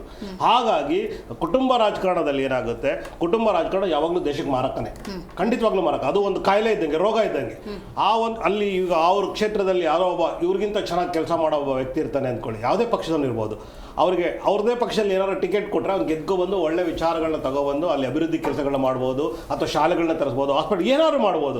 ಆದರೆ ಕುಟುಂಬ ರಾಜಕಾರಣ ಮಾಡೋರು ಏನು ಮಾಡ್ತಾರೆ, ಅವ್ರ ಕುಟುಂಬ ಮಾತ್ರ ಡೆವಲಪ್ ಮಾಡ್ತಾರೆ, ಫೋಕಸ್ ಮಾಡ್ತಾರೆ. ಅವ್ರು ಇನ್ನೊಂದು ಕಡೆ ಅವ್ರ ಮಾತಾಡೋದೇ ಇಲ್ಲ. ಇವ್ರು ಮಾತಾಡೋದೇ ಇಲ್ಲ. ಕುಟುಂಬ ಉತ್ತರ ಕರ್ನಾಟಕದಲ್ಲಿ ಯಾರು ಕುಟುಂಬ ರಾಜಕಾರಣ ಸನ್ಮಾನ್ಯ ದೇವೇಗೌಡರು ಸಾಹೇಬ್ರ ಕುಟುಂಬನೇ. ಆದ್ರೆ ಇನ್ನೊಂದು ಕೆಲಸವನ್ನು ಮಾಡಬೇಕಷ್ಟೇ. ದೇಶದಲ್ಲಿ ಜನಪರ ಕೆಲಸ ಮಾಡಿ ಸರ್. ಮೂರನೇ ಎಲ್ಲರೂ ಸ್ವೀಕರಿಸ್ತಾರೆ, ಶಕ್ತಿನೂ ಬೇಕಲ್ವಾ? ನೆಹರು ಅವ್ರದ್ದು, ಎರಡನೇದು ಒಂದು ಮುಲಾಯಂ ಸಿಂಗ್ ಅವ್ರದ್ದು, ಅದು ಬಿಟ್ರೆ ಲಾಲು ಅವರು. ಇವರು 3-4 ಜನ ಕುಟುಂಬ ರಾಜಕಾರಣದಲ್ಲಿ ಮುಳುಗೋಗ್ಬಿಟ್ಟಿದ್ದಾರೆ. ನಾನು ಕೇಳ್ತಾ ಇದ್ದೀನಿ, ವಾಟ್ಸ್ ರಾಂಗ್ ಇನ್ ದಟ್? ರಾಜಕಾರಣಿಗಳ ಮಕ್ಕಳು ರಾಜಕಾರಣಿಗಳಾಗೋದ್ರಲ್ಲಿ ತಪ್ಪೇನಿದೆ? ತಪ್ಪೇನಿಲ್ಲ. ಮಕ್ಕಳು ರಾಜಕಾರಣದಲ್ಲಿ ಬರಬಾರ್ದು ಅಂತ ನಾವು ಹೇಳ್ತಾ ಇಲ್ಲ. ಆದರೆ ಅವರು ಕೂಡ ಸಾಮಾನ್ಯ ಕಾರ್ಯಕರ್ತರ ಕೆಲಸ ಮಾಡಿಕೊಂಡು ಕಾಂಪಿಟೇಷನ್, ಓಪನ್ ಕಾಂಪಿಟೇಷನಲ್ಲಿ ಬಿಡಬೇಕು. ಒಂದು ಇಲ್ಲದಿದ್ದರೆ ಏನಾಗುತ್ತೆ, ನೀವು ಜನಸಾಮಾನ್ಯರದು ಹೊಣೆ ಅಂತಂದ್ರಲ್ಲ, ಜನಸಾಮಾನ್ಯರ ಹೊಣೆಗಿಂತ ಜಾಸ್ತಿ ಕಾರ್ಯಕರ್ತರ ಹೊಣೆ. ಕಾರ್ಯಕರ್ತರು ಅನ್ನೋರು ಕಾರ್ಯಕರ್ತರಾಗಿ ಉಳಿದಿರಲ್ಲ, ಪೇಮೆಂಟ್ ಗಿರಾಕಿ ಆಗಿರ್ತಾರೆ, ದುಡ್ಡು ತೊಗೊಂಡೇ ಮಾಡ್ತಿರ್ತಾರೆ ಕೆಲಸ. ಹಾಗಾಗಿ ಏನಾಗುತ್ತೆ, ಇವಂದೇ ಹುಕುಂ ನಡೆಯುತ್ತೆ. ಇವಾಗ ಇತ್ತೀಚೆಗೆ ಅವ್ರ ಹೊಟ್ಟೆಪಾಡು ಅಲ್ಲ ನೀವು ಅದೇ ಹೇಳ್ತಾ ಇರೋದು, ಹೊಟ್ಟೆಪಾಡು ಅಂತ ಇಲ್ಲಿ ಬಂದಾಗ ಮತ್ತೆ ಕರಪ್ಷನ್ ಬಂದೇ ಇರ್ತಾಯ್ತಲ್ವ. ಸೊ ಕಾರ್ಯಕರ್ತರು ಅಂದ್ರೆ ಏನು, ಅವನ ಕೆಲಸಗಳನ್ನು ಮಾಡಿಕೊಂಡು 8 ಅವರನ್ನು ದುಡಿದು ಅವನು ಹೊಟ್ಟೆ ತುಂಬಿಸ್ಕೊಂಡು 4 ಗಂಟೆ ಮಾತ್ರ ಅವನು ರಾಜಕೀಯಕ್ಕೆ ಬರಬೇಕು. ಫುಲ್ ಟೈಮ್ ಬಂದ ಅಂತಂದರೆ ಪಕ್ಷ ಅವನ ಕಾಸ್ಟನ್ನು ಧರಿಸ್ತಾ ಇರಬೇಕು, ಅಂಥ ಯೋಗ್ಯವಾದಾಗ ಮಾತ್ರ ಬರಬೇಕು. ಇಲ್ಲದಿದ್ದರೆ ಏನಾಗುತ್ತೆ, ಇದೊಂಥರ ಸೈಕ್ಲಿಕ್ ರೋಗ, ಒಂದ್ರ ಮೇಲೆ ಒಂದು. ಸೊ ನಾನು ಹೇಳ್ತಿರೋದು ಇಷ್ಟೇ, ಕಾರ್ಯಕರ್ತರಲ್ಲಿ ನಮ್ಮಲ್ಲಿ ನಿಜವಾದ ಕಾರ್ಯಕರ್ತ ಆಗಿದ್ದರೆ ಅವ್ನು ಕ್ವಶನ್ ಕೇಳ್ತಾನೆ, ಯಾರೇ ಆಗಲಿ. ಈಗ ನಿಜವಾಗ್ಲೂ ಅವ್ನು 20 ವರ್ಷ ದುಡ್ದಿದ್ರೆ, ನೀನು ಸೋಮಣ್ಣ ಇರಲಿ, ಕಾಮಣ್ಣ ಇರಲಿ, ಅಪ್ಪ ಇರಲಿ, ಅಣ್ಣ ಇರಲಿ, ನಾನು ಕೈ ಹಿಡಿದು ಕಾಲರ್ ಹಿಡಿದು ಕೇಳ್ತೀನಿ ಅಂತ ಕೇಳ್ತಾನೆ. ಆದರೆ ಅದೇ ಸೋಮಣ್ಣನ ಕಡೆ ದುಡ್ಡು ತೊಗೊಂಡ್ಬಿಟ್ಟು ಅವ್ನು ಕೆಲಸ ಮಾಡ್ತಾ ಇದ್ದಿದ್ರೆ 20 ವರ್ಷ, ಅವ್ನು ಕೇಳಕ್ಕೆ ಏನಾಗುತ್ತೆ, ಸಾಹೇಬ್ರು ಅಂತಾರೆ. ಇಲ್ಲಿ ನಾನು ಎಷ್ಟೋ ಇವತ್ತಿನ ಪ್ಯಾನಲಿಸ್ಟ್ ಹೇಳ್ತಾ ಇಲ್ಲ, ಎಷ್ಟೋ ಪ್ಯಾನಲಿಸ್ಟ್ ಇಲ್ಲಿ ಬಂದಿರ್ತಾರೆ, ಚೀಫ್ ಮಿನಿಸ್ಟರ್ ಹೆಸರು ಡೈರೆಕ್ಟಾಗಿ ಸಿದ್ದರಾಮಯ್ಯ ಅಂತ ಹೇಳ್ತಾರೆ, ಡಿ ಕೆ ಶಿವಕುಮಾರ್ ಸಾಹೇಬರು ಅಂತ ಹೇಳ್ತಾರೆ. ಯಾಕಂದ್ರೆ ಅವ್ನು ಡಿ ಕೆ ಶಿವಕುಮಾರ್ ಆಫೀಸ್ನಲ್ಲಿ ಕೆಲಸ ಮಾಡ್ತಾ ಇರ್ತಾನೆ. ಅರ್ಥ ಆಗ್ತಾ ಇದೆಯಾ ನಾನು ಹೇಳ್ತಾ ಇರೋದು? ಅವ್ನು ಹೇಳೋ ಅರ್ಹತೆ ಇಲ್ಲ. ನಾವು ಡಿ ಕೆ ಶಿಗೂ ಡಿ ಕೆ ಶಿ ಅಂತ ಹೇಳ್ತೀವಿ, ಸಿದ್ದರಾಮಯ್ಯ ಅಂತ ಹೇಳ್ತೀವಿ, ಯಡಿಯೂರಪ್ಪ ಮೋದಿ ಅಂತ ಹೇಳ್ತಾರೆ, ಯಡಿಯೂರಪ್ಪ ಅಂತಾರೆ. ಯಾವುದೋ MLA ಸಾಹೇಬರು ಅಂತ ಇರ್ತಾರೆ. ಯಾಕಂದ್ರೆ ಅಲ್ಲಿ ಕೆಲಸ ಮಾಡ್ತಾ ಇರ್ತಾನೋ, ಇವನ ಪೇರೋಲ್. ಅಂದ್ರೆ ನಾನು ಹೇಳ್ತಿರೋದು, ಇವತ್ತು ನಿಜವಾದ ಕಾರ್ಯಕರ್ತರು ಇದ್ರೆ ಅವರು ಕಾಲರ್ ಹಿಡಿದು ಕೇಳ್ತಾರೆ. ಈಗ ನನ್ನಂತವ್ರು ಯಾಕೆ ಸೇರಿಸ್ಕೊಳ್ಳಲ್ಲ? ಯಾವುದೇ ಪಕ್ಷದಲ್ಲಿ ಯಾಕೆ ಸೇರಿಸ್ಕೊಳ್ಳ? ನಾನು ಇವತ್ತು ನೋಡ್ತೀನಿ, ನಾಳೆ ನೋಡ್ತೀನಿ, 3ನೇ ದಿವಸ ಅವನಿಗೆ ಎಲ್ಲ ಬಹಿರಂಗವಾಗಿ ಪ್ರಶ್ನೆ ಮಾಡ್ತೀನಿ. 10 ರೂಪಾಯಿ ನನ್ನ ಕಡೆಯಿಂದ ತೊಗೊಳಪ್ಪ ಸೋಮಣ್ಣ MLA, 10 ರೂಪಾಯಿ ನನ್ನ ಕಡೆಯಿಂದ ತಗೋ, ಯಾಕಂದ್ರೆ ನನ್ನ ಏರಿಯಾಗೆ ಬಂದಿದ್ಯಾ, ನನ್ನಂಗೆ 10 ಜನರ ಕಡೆ ತೊಗೊಂಡು ಇವತ್ತು ಊಟ ಮಾಡಿ ನೀನು, ಆದರೆ ಕೆಲಸ ಸರಿಯಾಗಿ ಮಾಡ್ಕೊಂಡು ಹೋಗಪ್ಪ ಅಂತ ಹೇಳ್ತೀನಿ. ಈ ಅರ್ಹತೆ ಯಾವತ್ತು ಕಾರ್ಯಕರ್ತರಿಗೆ ಬರುತ್ತೋ ಅವತ್ತಿನ ದಿವಸ ನಮಗೆ ಆ ಶಕ್ತಿ ಬರುತ್ತೆ. ಹಾಗಾಗಿ ಪ್ರಶ್ನೆ ಇದೆ, ಸ್ವಾತಿ ಏನೋ ಹೇಳಕ್ ಬಂದ್ರಿ? ಅಲ್ಲ ದಿವ್ಯಾ, ನಂಗೆ ಅರವಿಂದ್ ಒಂದೇ ಒಂದು ಪ್ರಶ್ನೆ ಇದೆ. ಇಷ್ಟೆಲ್ಲ ನೀವು ಹೇಳ್ತಿದ್ರಿ ಅರವಿಂದ್ ಅವರೇ, ನಾನು ಅದಕ್ಕೆ ಬಹಳ ನನಗೆ ಗೌರವ ಇದೆ, ಶ್ಲಾಘಿಸ್ತೀನಿ ನಾನು. ಆದ್ರೆ ಆಮ್ ಆದ್ಮಿ ಪಕ್ಷದ ಸಂಸ್ಥಾಪಕ ಸಮಿತಿಯಲ್ಲಿ ಇದ್ದಂತವ್ರು ತಾವು ಇವತ್ತಿನ ದಿನ ತಾವೇನಾದ್ರೂ ಆ ಕಾರ್ಯಕರ್ತರಾಗಿ ಅಥವಾ ಪಕ್ಷವನ್ನ ಕಟ್ಟಿ ಬೆಳೆಸಿದಂತಹ ಓರ್ವ ರಾಜಕೀಯ ಪಟುವಾಗಿ ತಾವು ಅರವಿಂದ್ ಕೇಜ್ರಿವಾಲ್ ಅವರ ಕೊರಲ್ ಪಟ್ಟಿ ಹಿಡ್ಕೊಂಡು ಕೇಳಿದ್ರ ಇವತ್ತಿನ ದಿನ ಆಮ್ ಆದ್ಮಿ ಪಕ್ಷವನ್ನ ಯಾವ ಸ್ಥಿತಿಗೆ ತಗೊಂಡ್ಬಂದಿದ್ದಾರೆ ಮತ್ತು ಅಲ್ಲಿ ಇರುವಂತಹ ಕರಪ್ಷನ್ ಬಗ್ಗೆ ಏನು, ಅಂಡ್ ಇವತ್ತಿನ ದಿನ ಯಾವ ವ್ಯವಸ್ಥೆ ಬಂದು ನಿಂತಿದೆ ಅಲ್ಲಿ ಅನ್ನುವಂಥದ್ದನ್ನ? ನಾನು 6.5 ವರ್ಷ ಮುಂಚೆ ಪಕ್ಷವನ್ನು ತ್ಯಜಿಸಿದ್ದೀನಿ. 6.5 ವರ್ಷ ಮುಂಚೆ ಆಮ್ ಆದ್ಮಿ ಪಾರ್ಟಿಯಲ್ಲಿ ನೀವು 100 ರೂಪಾಯಿ ಅರವಿಂದ್ KB ಬೆಂಗಳೂರು 100 ರೂಪಾಯಿ ಕಾರ್ಡ್ ಸ್ವಾಪ್ ಮಾಡಿಬಿಟ್ಟು ಹಾಕಿದ್ದಿದ್ರೆ ವೆಬ್ಸೈಟಲ್ಲಿ ಬರೋದು. ಅದನ್ನು ತೆಗೆದು ಹಾಕಿದ ತಕ್ಷಣ ನಾವು ಅವಾಗಲೇ ಹೊರಗೆ ಬಂದಿದ್ದೀವಿ ಮೇಡಮ್.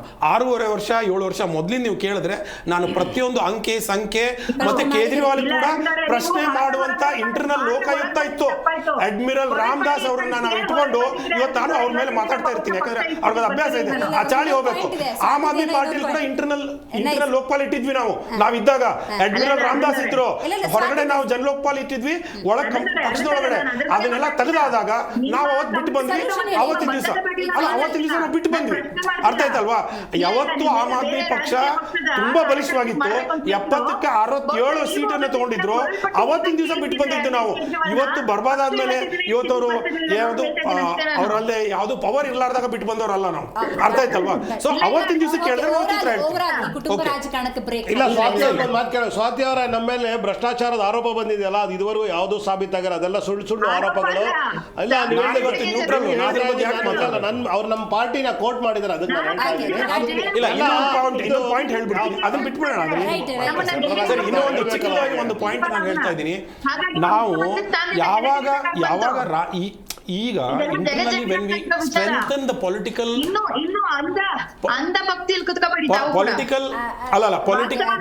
ಪೊಲಿಟಿಕಲ್ ಡಿಸ್ಕ್ಲೋಸರ್ಸ್ ನಾವು ಸ್ಟ್ರಾಂಗ್ ಮಾಡ್ತಾ ಹೋಗ್ತೀವೋ, ಇಂಟರ್ನಲ್ ಡೆಮೋಕ್ರಸಿನ ಸ್ಟ್ರಾಂಗ್ ಮಾಡ್ತಾ ಹೋಗ್ತೀವೋ, newer people will come, newer energies will come, newer thoughts will come. So ಹಾಗಾಗಿ then only this vibrant democracy will work, vibrant political parties will frame, vibrant people have to come with newer things. ಹಾಗಾಗಿ ನಾವು ಇವತ್ತು ಕುಟುಂಬ ರಾಜಕಾರಣನ ಬಿಟ್ಟು ಮತ್ತೆ ಅವಾಗ ನೀವು ಪೊಲಿಟಿಕಲ್ ಡಿಸ್ಕ್ಲೋಸರ್ಸ್ ಕ್ವಾಲಿಟಿ ಕೂಡ ಇನ್ಕ್ರೀಸ್ ಆಗ್ತಾ ಹೋಗುತ್ತೆ. ಇದನ್ನ ನಾವು ಎಲ್ಲರೂ ಒಪ್ಕೊಳ್ಳೋಣ, ಏನೇನಿದೆ ಆದ್ರೆ ಇರಲಿ, ಇನ್ನು ಮುಂದೆ ಆದ್ರೂ ಹೆಜ್ಜೆ keep a step towards that. You might be drenched by 50% or 80%, but ಒಂದ್ ಹೆಜ್ಜೆ ನಾವು ಸುಧಾರಣೆ ಕಡೆ ಇರ್ತೀವಿ. ಅದ್ರಲ್ಲಿ ಡಿನೈಲ್ ಅಲ್ಲಿ ಇರೋದು ಬೇಡ. ನಮ್ಮಲ್ಲಿ ಇಲ್ವೇ ಇಲ್ಲ, ಅವರಲ್ಲಿ ಇದೆ ಅಂತ ಹೇಳೋದಿದೆಯಲ್ಲ, ಅದು ಹುಚ್ಚತನ ಮಾತು. ಅದು ಬಿಜೆಪಿ ಅವ್ರು ಹೇಳಿದ್ರು ಅಷ್ಟೇ, ಕಾಂಗ್ರೆಸ್ ಅವರು ಹೇಳಿದ್ರು ಅಷ್ಟೇ. ಯಾಕೆ ಅವರಲ್ಲಿ ಇದೆ ಅನ್ನೋದು ಅವ್ರಿಗೆ ಚೆನ್ನಾಗಿ ಗೊತ್ತಿದೆ. ಹಾಗಾಗಿ ಅವರು ಅಂತ ನಾನು ಹೆಸರು ಹೇಳ್ತಾ ಇಲ್ಲ. ಇವತ್ತು ಏನಿದೆ ಅದನ್ನು ಒಪ್ಕೊಂಡು, don't be in the denial, agree to it, start keeping the first step for it. That is the first step to make Indian democracy a vibrant one. Right. Thank you. ಕಾರ್ಯಕ್ರಮದಲ್ಲಿ ಉಮೇಶ್ ಅವರು, ರವೀಶ್ ಅವರು, ಅರವಿಂದ್ ಅವರು, ಆನಂದ್ ಅವರು, ಸ್ವಾತಿ ಅವರು ಭಾಗಿಯಾಗಿದ್ದಕ್ಕಾಗಿ ಧನ್ಯವಾದಗಳು. ಕುಟುಂಬ ರಾಜಕಾರಣ ಅಂದಾಗ ನಾವು ವಿಶೇಷವಾಗಿ ಭಾರತವನ್ನು ಉಲ್ಲೇಖ ಮಾಡುವಾಗ ತಮಿಳುನಾಡಿನತ್ತ ನಮ್ಮ ಗಮನ ಹೋಗ್ತಾ ಇತ್ತು. ಆದರೆ ಇವತ್ತು ಕರ್ನಾಟಕ 4ನೇ ಸ್ಥಾನವನ್ನು ಪಡ್ಕೊಂಡಿದೆ, ತಮಿಳುನಾಡು 7ನೇ ಸ್ಥಾನದಲ್ಲಿದೆ ಅನ್ನೋದನ್ನು ಯೋಚನೆ ಮಾಡಿ ಎಷ್ಟರ ಮಟ್ಟಿಗೆ ಕರ್ನಾಟಕ ಈ ಕುಟುಂಬ ರಾಜಕಾರಣವನ್ನು ಬೆಳೆಸಿಬಿಟ್ಟಿದೆ ಅಂತ. ಎಷ್ಟೋ ಮಂದಿ ಕಾರ್ಯಕರ್ತರಿಗೆ ನನಗೊಂದು ಅವಕಾಶ ಇದ್ದಿದ್ರೆ, ನಾನು ಈ ರಾಜಕೀಯದಲ್ಲಿ ಒಂದು ಅಧಿಕಾರವನ್ನು ಹೊಂದಿದರೆ ಈ ಬದಲಾವಣೆಯನ್ನು ತರ್ತಿದ್ದೆ ಅನ್ನುವಂಥ ಆಸೆ ಆಕಾಂಕ್ಷೆಗಳಿರುತ್ತೆ. ಸೋ ಕಾಲ್ಡ್ ಕುಟುಂಬ ರಾಜಕಾರಣ ಮಾಡೋರು ಇಂಥವರನ್ನು ಬೆಳೆಸಿ ಕುಟುಂಬ ರಾಜಕಾರಣಕ್ಕೆ ಒಂದು ಇತಿಶ್ರೀಯನ್ನು ಹಾಡಿ, ಮತ್ತು ಇಂಟರ್ನಲ್ಲಿ ಏನೇ ಸಮಸ್ಯೆಗಳಿರ್ಬೋದು ಅವುಗಳು ಕೆಲವೊಮ್ಮೆ ಚರ್ಚೆಗೆ ಒಳಪಟ್ಟಾಗ ನೀವು ಸುಧಾರಣೆಯತ್ತ, ಅಭಿವೃದ್ಧಿಯತ್ತ, ಕ್ಷೇತ್ರದ ಮತ್ತು ಪಕ್ಷದ ಜನಸಾಮಾನ್ಯರ ಅಭಿವೃದ್ಧಿಗೆ, ಚಿಂತನೆಗೆ ಪೂರಕವಾಗಿರಲಿ ಅಂತ ಹೇಳ್ತೇವೆ. ಇವತ್ತಿನ ಕಾರ್ಯಕ್ರಮವನ್ನು ಮುಗಿಸೋಣ. ನೋಡ್ತಾ ಇರಿ ಜಿ ಕನ್ನಡ ನ್ಯೂಸ್, ಸತ್ಯವೇ ಸುದ್ದಿಯ ಜೀವಾಳ.